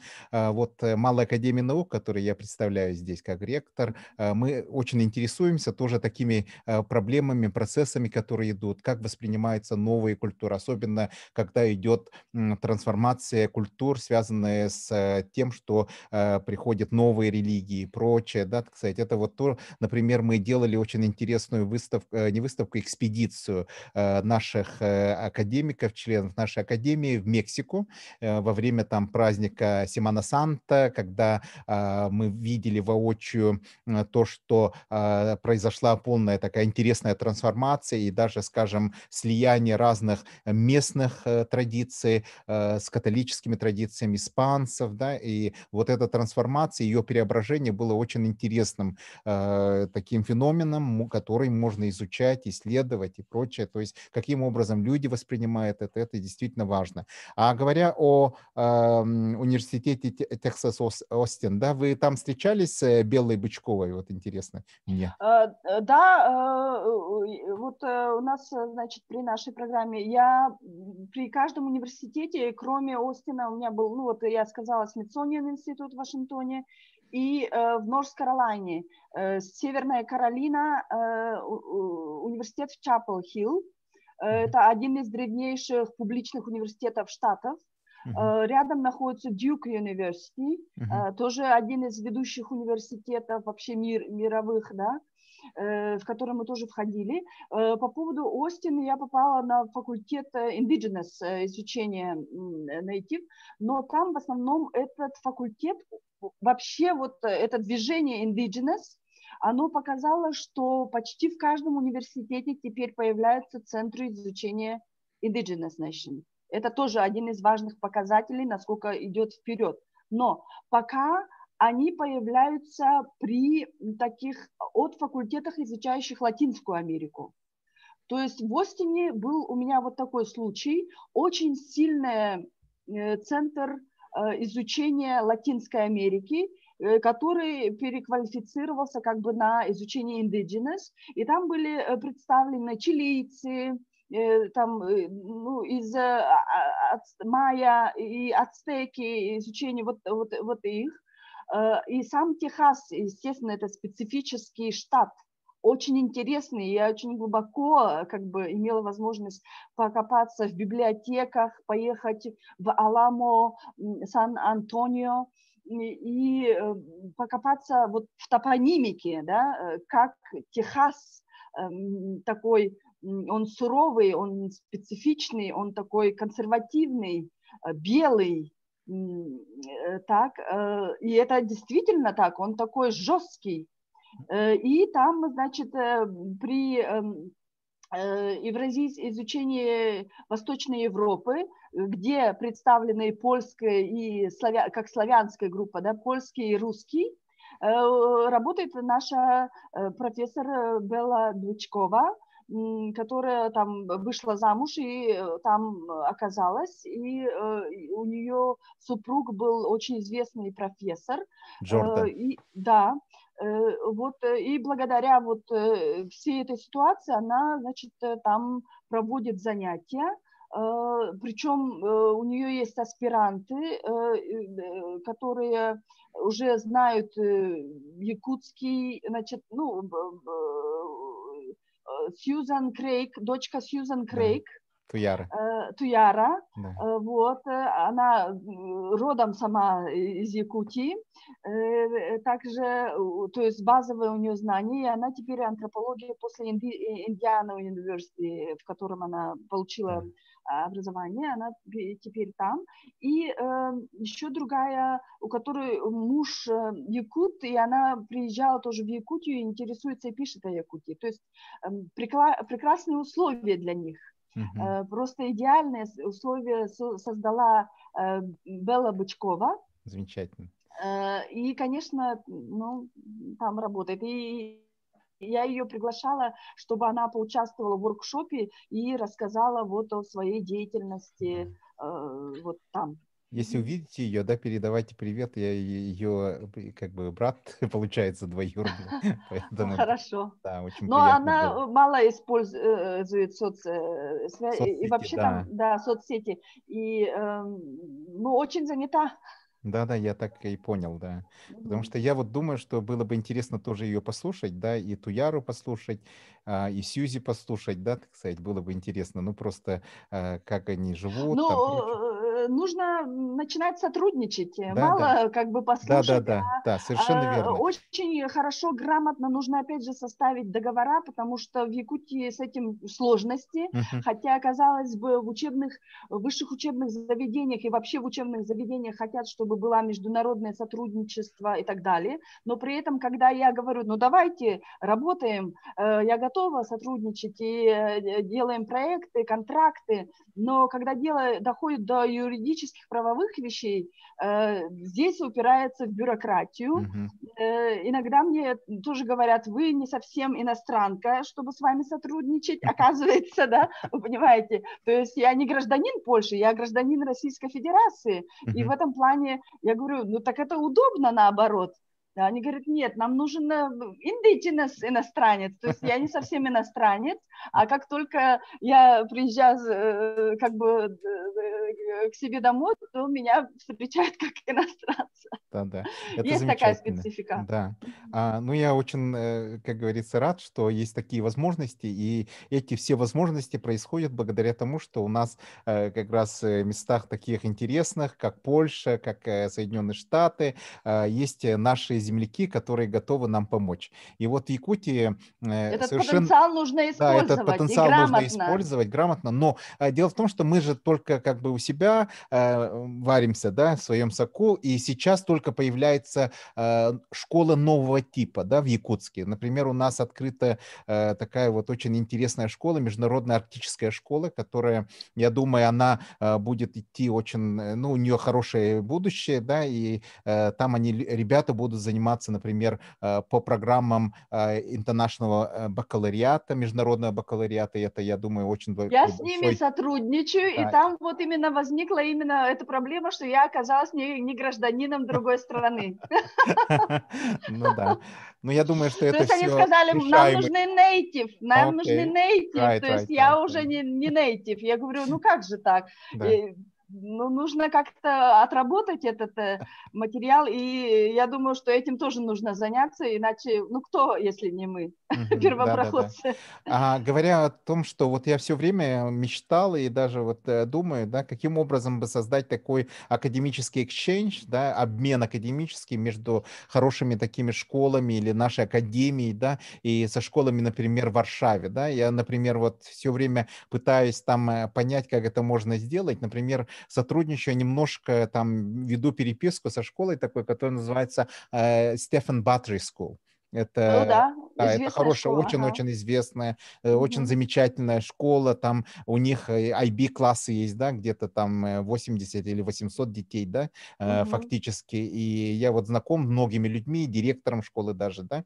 Мгм. Но пока, так сказать, речь только на уровне разговоров, но я все время думаю, что для того, чтобы сделать какой-то такой обмен, обязательно должна быть программа, да, хорошая, интересная программа, чтобы нашим детям было интересно, да, для чего они едут туда, с какой-то целью, потому что каждая наша поездка, она должна закончиться либо статьей научной, да, так сказать, в хорошем журнале, скажем, у нас есть вот такие журналы в России, да, есть такой журнал «Исследователь», с которым мы постоянно Сотрудничаете. сотрудничаем, и также, может быть, с книгой, да, так сказать, брошюрой или книгой, чтобы был труд ребят, он должен быть обязательно зарегистрирован. Как раз вот вы сделали прекрасную книгу, Чесхан, да, у нас, значит, слушатели спрашивают, где ее можно купить, да, можно ли ее купить вообще.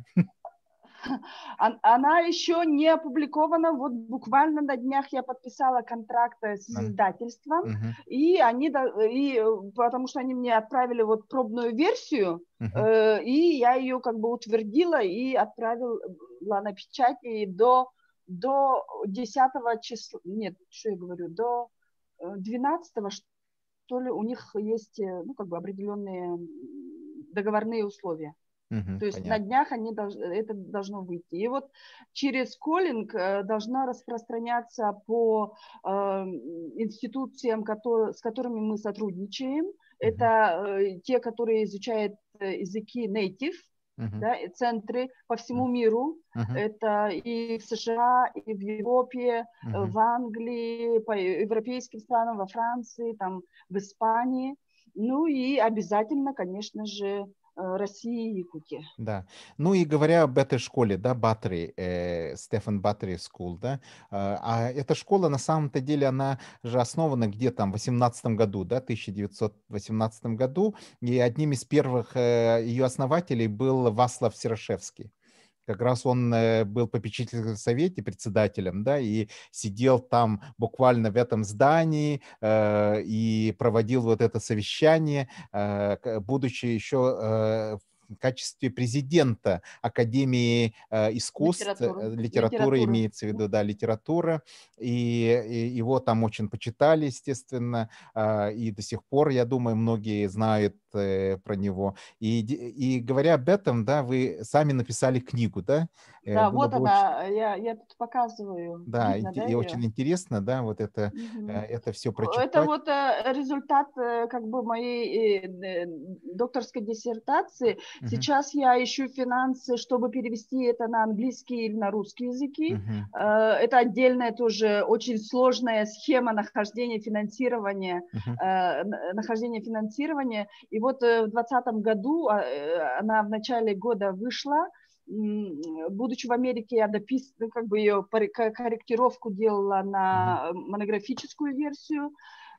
И здесь, как я сказала, вот хотелось бы мне, чтобы сейчас больше зрителей, не знаю, письменно в сообщениях задавали вопросы, потому что она вышла на польском языке. И, мгм, соответственно, ну, ни на русском, ни на английском сложно будет ее как бы прочитать, мгм, пока я ее не переведу. мгм, И здесь я, значит, описывала ситуацию больше как бы со стороны перспектива человека из народа Саха. мгм, Что меня отличалось и на что редакторы были вот больше заинтересованы. Вот эта перспектива native, мгм, non-European, да, то есть мгм, не европоцентричная визия, а мгм, визия человека из народа Саха, мгм, антрополога.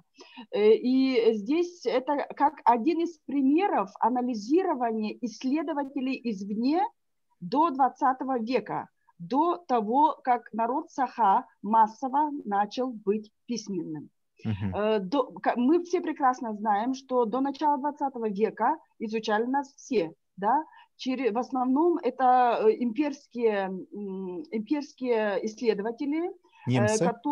немцы, да, через Санкт-Петербург, либо это были тоже прибалты, либо использовались интеллектуальный потенциал диаспоры заключенных, скажем так, сильных, интеллектуальный потенциал политических сильных, которые были очень образованы, но иногда вот говорят, что почему и нужно пересматривать их работы, потому что сейчас мы уже как бы дошли до уровня того и с научными своими возможностями не сидеть и перемалывать колониальная визия исследователей извне, а свою собственную визию и таким образом показать, насколько мы с того времени, которое нас описывали, да, который стереотип сохранился до сих пор, очень сложно пробить по поводу дикарей, бегающих, значит, в шкурах, ездящих такие стереотипы, они существуют сейчас даже. Вот выйти и спросите, они будут говорить: о, где это? А, там разве люди живут? Или что-то в таком духе. Поэтому моя задача заключалась в том, чтобы показать основные моменты нашей культуры, которые мы дорожим, которые мы сохранили в течение вот этих столетий, да,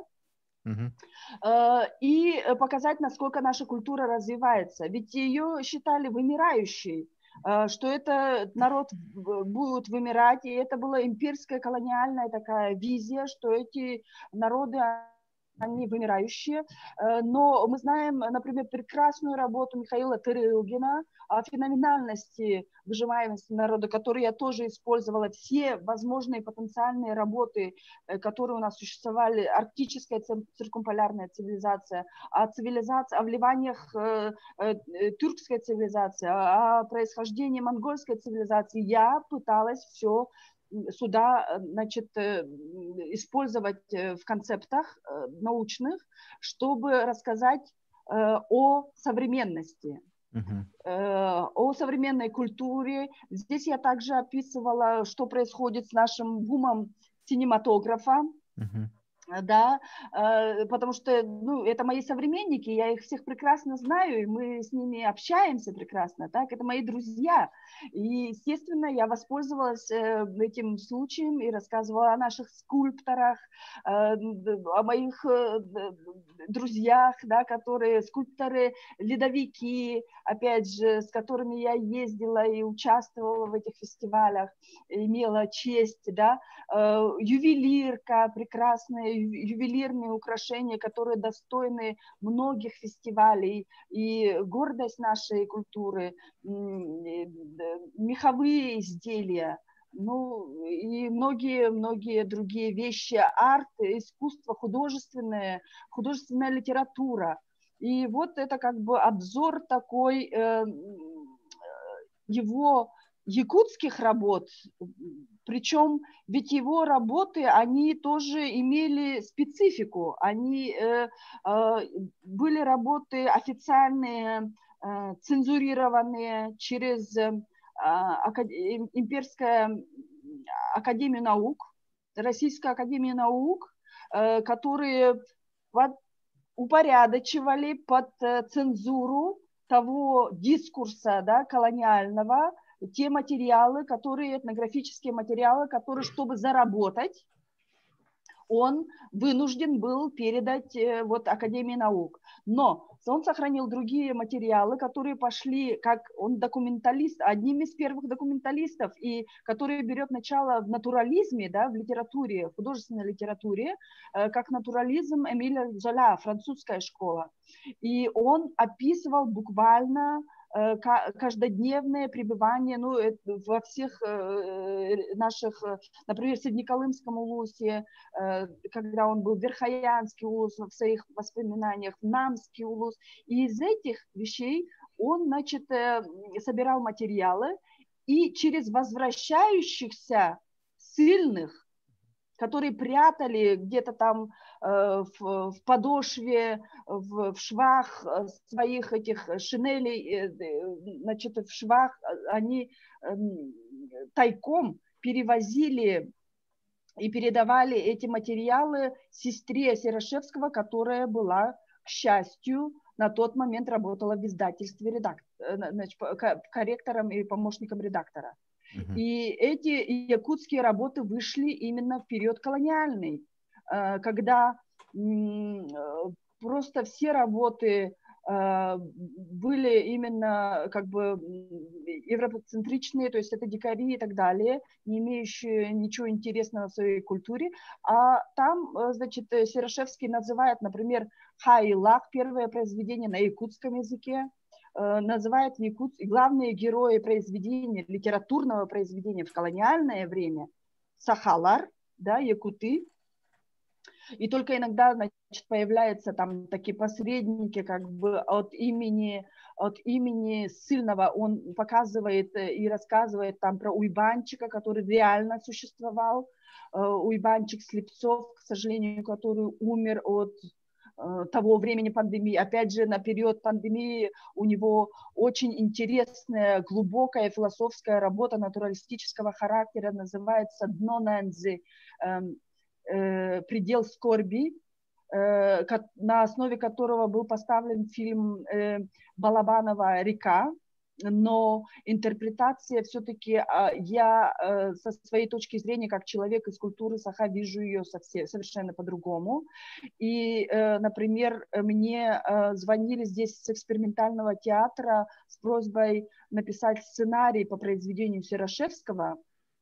И на время вот именно вот то, что происходит сейчас, он описывал, опять же, он продолжал через литературные произведения бороться с системой колониализма, империализма, что очень немаловажно. Он сохранил свои идеи, будучи даже в Якутии. Да? Или, например, он в таком, казалось бы, на первый взгляд, казалось бы, он описывает конфликт с якутами, Накова Улуса, то, что действительно у него происходило, за земли. То есть, когда ссыльным давали земли на землепашество, а те земли традиционно были предназначены для традиционного скотоводства. Да? И, естественно, Сахалар там боролись как только могли, всеми правдами и неправдами, чтобы сохранить эти земли. И здесь происходит столкновение, вот такое колониальное столкновение, да, ссыльных и с местными людьми. А выживет тот, кто выживет. А для империи это не имеет уже значения. Ну, между собой там что-то они выясняют. Хоть перестреляют, хоть что делают. И там это очень интересный тоже натуралистический рассказ, который называется «В матне», по-польски это оригинал. В матне первоначально они были написаны на польском языке, потом уже переводились на русский язык и публиковались тоже при российской, значит, империальной системе, и поэтому, соответственно, корректировались для русского читателя. И то, что я знаю польский язык, мне очень помогало понимать эти нюансы. И, естественно, знание якутского языка мне тоже помогает. То есть все рабочие языки я использую, они у меня здесь на ходу. Ну и английский, соответственно, да. И они очень помогают. И вот очень интересная работа, которая тоже показывает моменты, особенно когда этот был гектар, проблема гектара современного, до раздачи на Дальнем Востоке, то когда я читала вот его произведение на матне «В петле», то есть называется это «В петле». И это такое, как бы, метафора, когда в петле находятся и якуты, и в петле находятся и ссыльные, да, которые, казалось бы, вынуждены там находиться, им дают земли, но таким образом тоже притеснять тех местных. Понимаете, очень тонкая здесь проходит нить, которую нужно понимать, зная историю, например, Польши. Вот. И само название говорит, что в петле каждый из них находится. И в конце своего рассказа он сожалеет о том, что собаками, там, с ружьем выходил и прогонял этих якутов, да, потому что он пытался там сеять, а эти приходили каждый раз «Олбор, кюрёню», Аджатан кәһәлләре бит. Hep специально, чтобы туда коровы приходили и все это топтали, да. Элементарно же, блин, салгын күрүөнө ылаган, и могут уже скотина туда пройти и все растоптать. И, соответственно, он с ружьем ходил и охранял, завел собаку, но у него была маленькая дочка, которую он обязан был кормить, мать от якутской жены, Мария Серошевская, которую он обязан был кормить. И чтобы как-то выкормить, он вот пытался выращивать эту, пахать эту землю и работать. Но местные ему не давали это сделать, да. И это очень интересный момент. И в конце он пишет, что я понимаю их сторону. Почему они защищают? Это их земля. И традиционно они здесь, скотина, корова не может далеко ходить, правильно? Она пастбище только рядышком, и чем дальше мы его отправляем, соответственно, это говорит о уничтожении этой традиции, исчезновении этой традиции. И он прекрасно это в самом конце дает такую конклюзию, что и поэтому он хочет переехать в другое место ссылки и там по-другому начать жить. И он сожалеет, что он противоборствовал с местными. Да, вот действительно был такой очень интересный вклад и очень огромный, большой польских полицильных, да. Также были же много еще и деловых людей разных, которые приезжали, да, и не только полицильные, да. Инженеры, в общем, инженеры. Да. И на самом-то деле освоение, я думаю, освоение Сибири, оно происходило как раз с помощью польских людей. В основном же все вот эти остроги и прочее, они же были созданы казаками, которые на самом-то деле были поляками. Да, насколько мы знаем. Разных национальностей, да. скажем так. Но все вот руководство, я думаю, это были все-таки польские люди, потому что они часто... колониальный режим использовал все возможности, конечно, этим занимаются, вот у нас плотно в этом сидят историки из Института гуманитарных исследований, я знаю, да, более такие исторические вещи. А в этом плане у меня вот интердисциплинарное такое исследование и более современное, как визия антрополога, культуролога и антрополога native. Понятно. Ну, нас вот, например... историю. Да, совершенно верно. Но вот у меня, например, как человек, который более предрасположен к науке, интересует, вот, например, история людей, которые изучали ее, да, с точки зрения природы, да, геологии и прочее. Тоже очень большой вклад польских людей, да, и Бенедикт Дыбовский, например, да, вот он был такой очень интересный человек. Александр Чекановский, который там прошел из Байкала до Ледовитого океана, да, все пешком там. Поэтому для молодежи работы много, их было много. Да, их много тут было. просто один яркий пример, и мне было, конечно, проще взять пример Серошевского и проанализировать его с точки зрения человека современного. Серошевского мы все знаем, да, это вот как-то такое домашнее имя, да, почти. Домашнее имя, но тем не менее, когда я начала исследовать, оказалось, что глубоких таких, исследований не было, да. Да, что оказалось очень интересным. Казалось бы, у всех на устах, все отмечают его у нас там в Якутии, и в Польше он забытый, потому что вот эти все изменения систем политических настолько были большие, что каждый слой покрывал другое, и он иногда подпадал вот под тени других лидеров, под которыми он оказывался, и это вот накладывало тень на его имя и закрывала его. Это тоже очень интересный момент, да, что исторически у нас может происходить. Польша страна героев, и много у них героев. Но здесь он не такой популярный, как у нас в Якутии, надо сказать. Да. Ну вот я знаю только то, что вот люди из этой школы знают, да, про Серошевского, потому что он был как раз одним из основателей этой школы. Как раз вообще он был очень активный, и его биография, это, на нескольких человек одновременно бы хватило. Он был очень активный в плане политическом, публичном. Он ведь еще сценарии писал уже к фильмам. первым фильмом, сценарий в театр писал. Тут, значит, он был в Раде, это значит, как совет в парламенте, да, и там он за массовую грамоту, ведь массовая грамота в Польше пришла поздно очень, да. Поздно очень. И иногда я полякам здесь говорю, вы знаете, у нас раньше пришла массовая грамотность, чем в Польше. Она практически, у них была массовые школы публичные, потому что только шляхта могла этим как бы манипулировать. И открывались подпольные школы для народа, а так массовые школы, они, ну, очень поздно открылись. Да.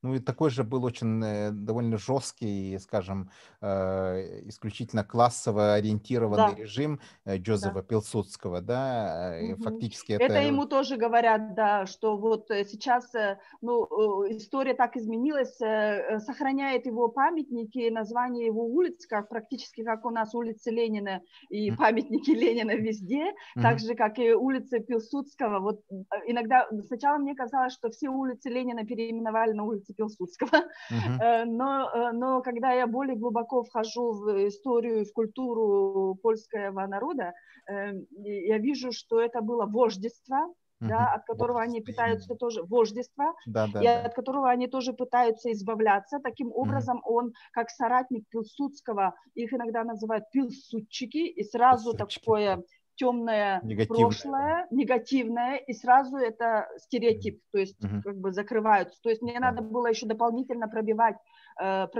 эти стереотипы, да, кроме того, верно. как я привет из тюрьмы для них, да, потому что Сибирь для них это как бы тюрьма, тоже ГУЛАГ, тюрьма и так далее. И я как такое ходячее поздравление из тюрем колымских лагерей. Да.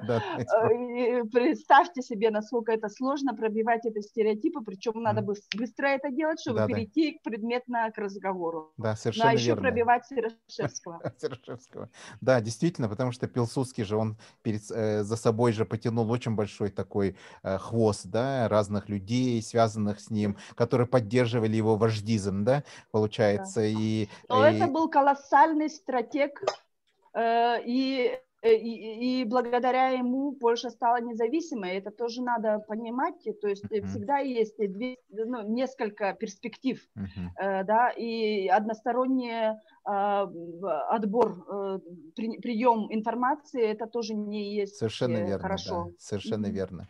Но то время, конечно, время сильных людей и прочее, считалось, что так, видимо, принято, да, потому что и, естественно, примеры соответствующие были до этого, они жили под царской Россией долго, там это западная колония, как я говорю, Якутия это восточная часть империи, да, а вы являетесь западной, так что мы в этом плане одинаковые, тогда они просто шляхта в шоке.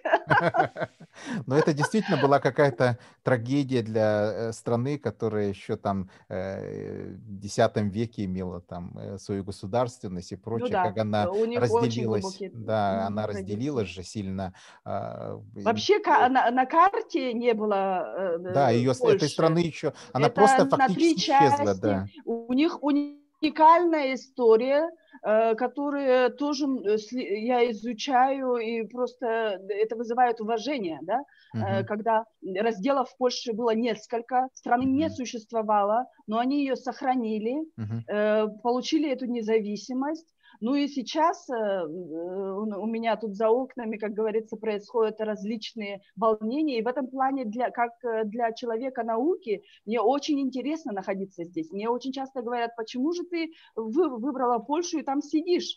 Потому что тебе нужно ехать туда дальше, куда-то там на запад, да, невидимый, значит, в Англию, там в Америку и так далее. Я говорю, у меня здесь роза ветров, я между Западом и Востоком.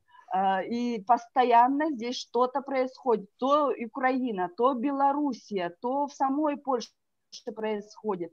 И для западных людей, опять, сколько бы я на запад не двигалась, все равно я из Восточной Европы.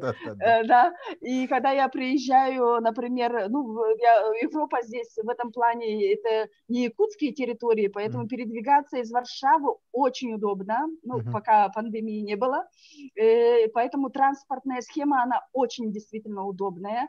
Цены, опять же, тоже очень удобные. Это как только я перейду границу западную, да, с Германия, Польши например. в Германию, все, там цены вот Колоссальные, такие да. евро. В этом плане то, что поляки сохранили злоты, В злотах это очень хорошо. это очень хорошо. Да. Но относительно курса рубля это очень тоже... Да, 80-е годы, я помню, была шутка такая, да, что люди писали, говорили то время, да, что скоро рубль будет равен злотах, да, кстати. А сейчас это сейчас, уже... наоборот, это... Да. Да.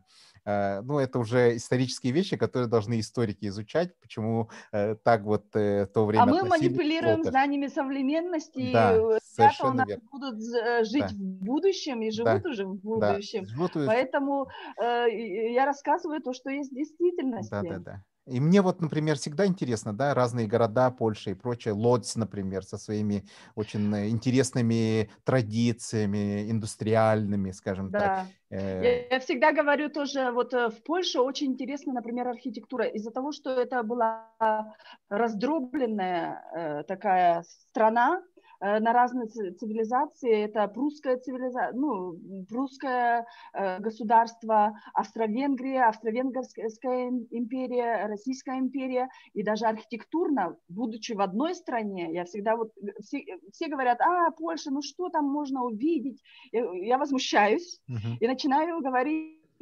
что нет, во-первых, начнем с того, что злоты – это прекрасно, это не евро, в смысле, что для российского туриста, к примеру, да.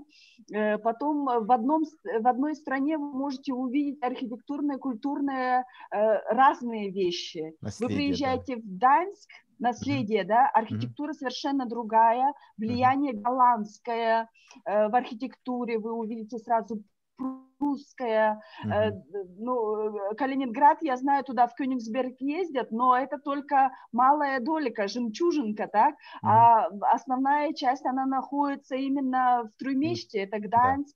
Если вы приезжаете в Сопот, вы увидите совершенно другое. Гдыня – это первые были ворота на Балтик, Польшу, которую они, значит, себе выкроили, и потом уже вся эта граница расширялась.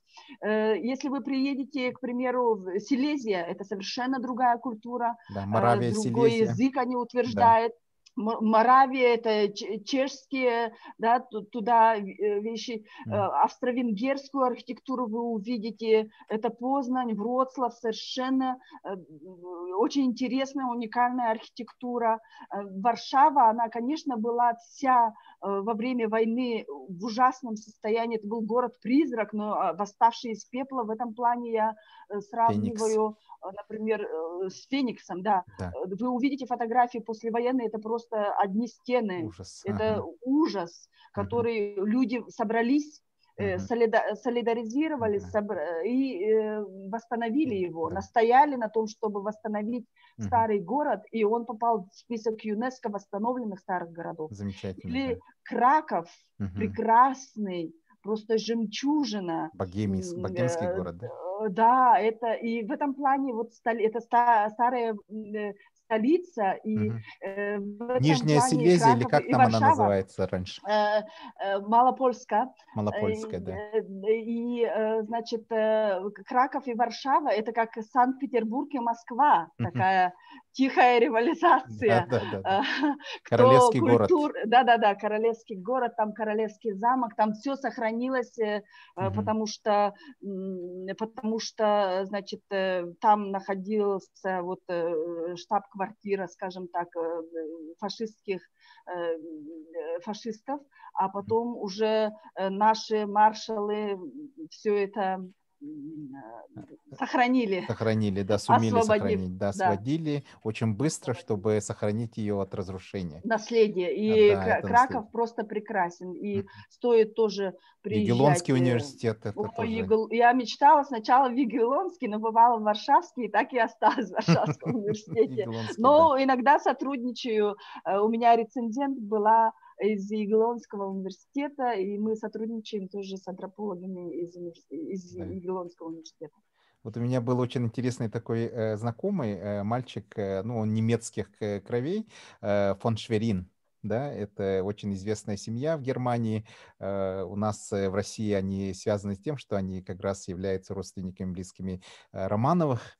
Да, везде там одни вот эти из этого рода, да, фактически они исходят из очень древних корней, значит, которые еще были во времена там, скажем, людей, которые атаковали готов, которые атаковали Рим, там прочее, да, это вот, которых мы называем там визготами, готами, да, так сказать, вот из этих, с тех времен еще, да, семья там Вольфенов, да, семейство Вольфенов, такой царский род или королевский род, который везде по Европе, да, распространился. И вот он утверждал, что его предки там, которые жили в Кракове, будучи там королями или прочее, да, так сказать, этих мест, немецкие буквально.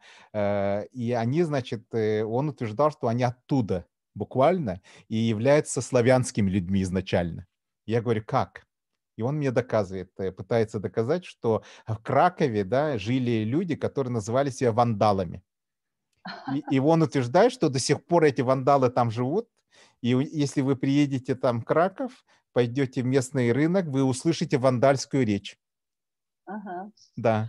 Ну, в это я так глубоко не входила. Видите, каждый имеет свой путь и имеет уникальную возможность вот что-то новое узнать. Да, и это очень И интересно. да, и вот закрывая как бы тему, мы довольно долго Вай, разговариваем. какая замечательная Я вещь. должна сказать, что вот это медаль имени Вацлава Сирошевского, Мгм, которая была мне вручена благодаря вот по результатам моей работы о его творчестве. мгм, Ну и вот Гмина, там, где он оттуда родом, и его шляхетский род, мгм. Да, это очень древний откуда же род у него, да. происходил, да, Мгм, там у них было имение, но оно было конфисковано. Но до сих пор эти земли, ну, как бы все знают, что он оттуда родом.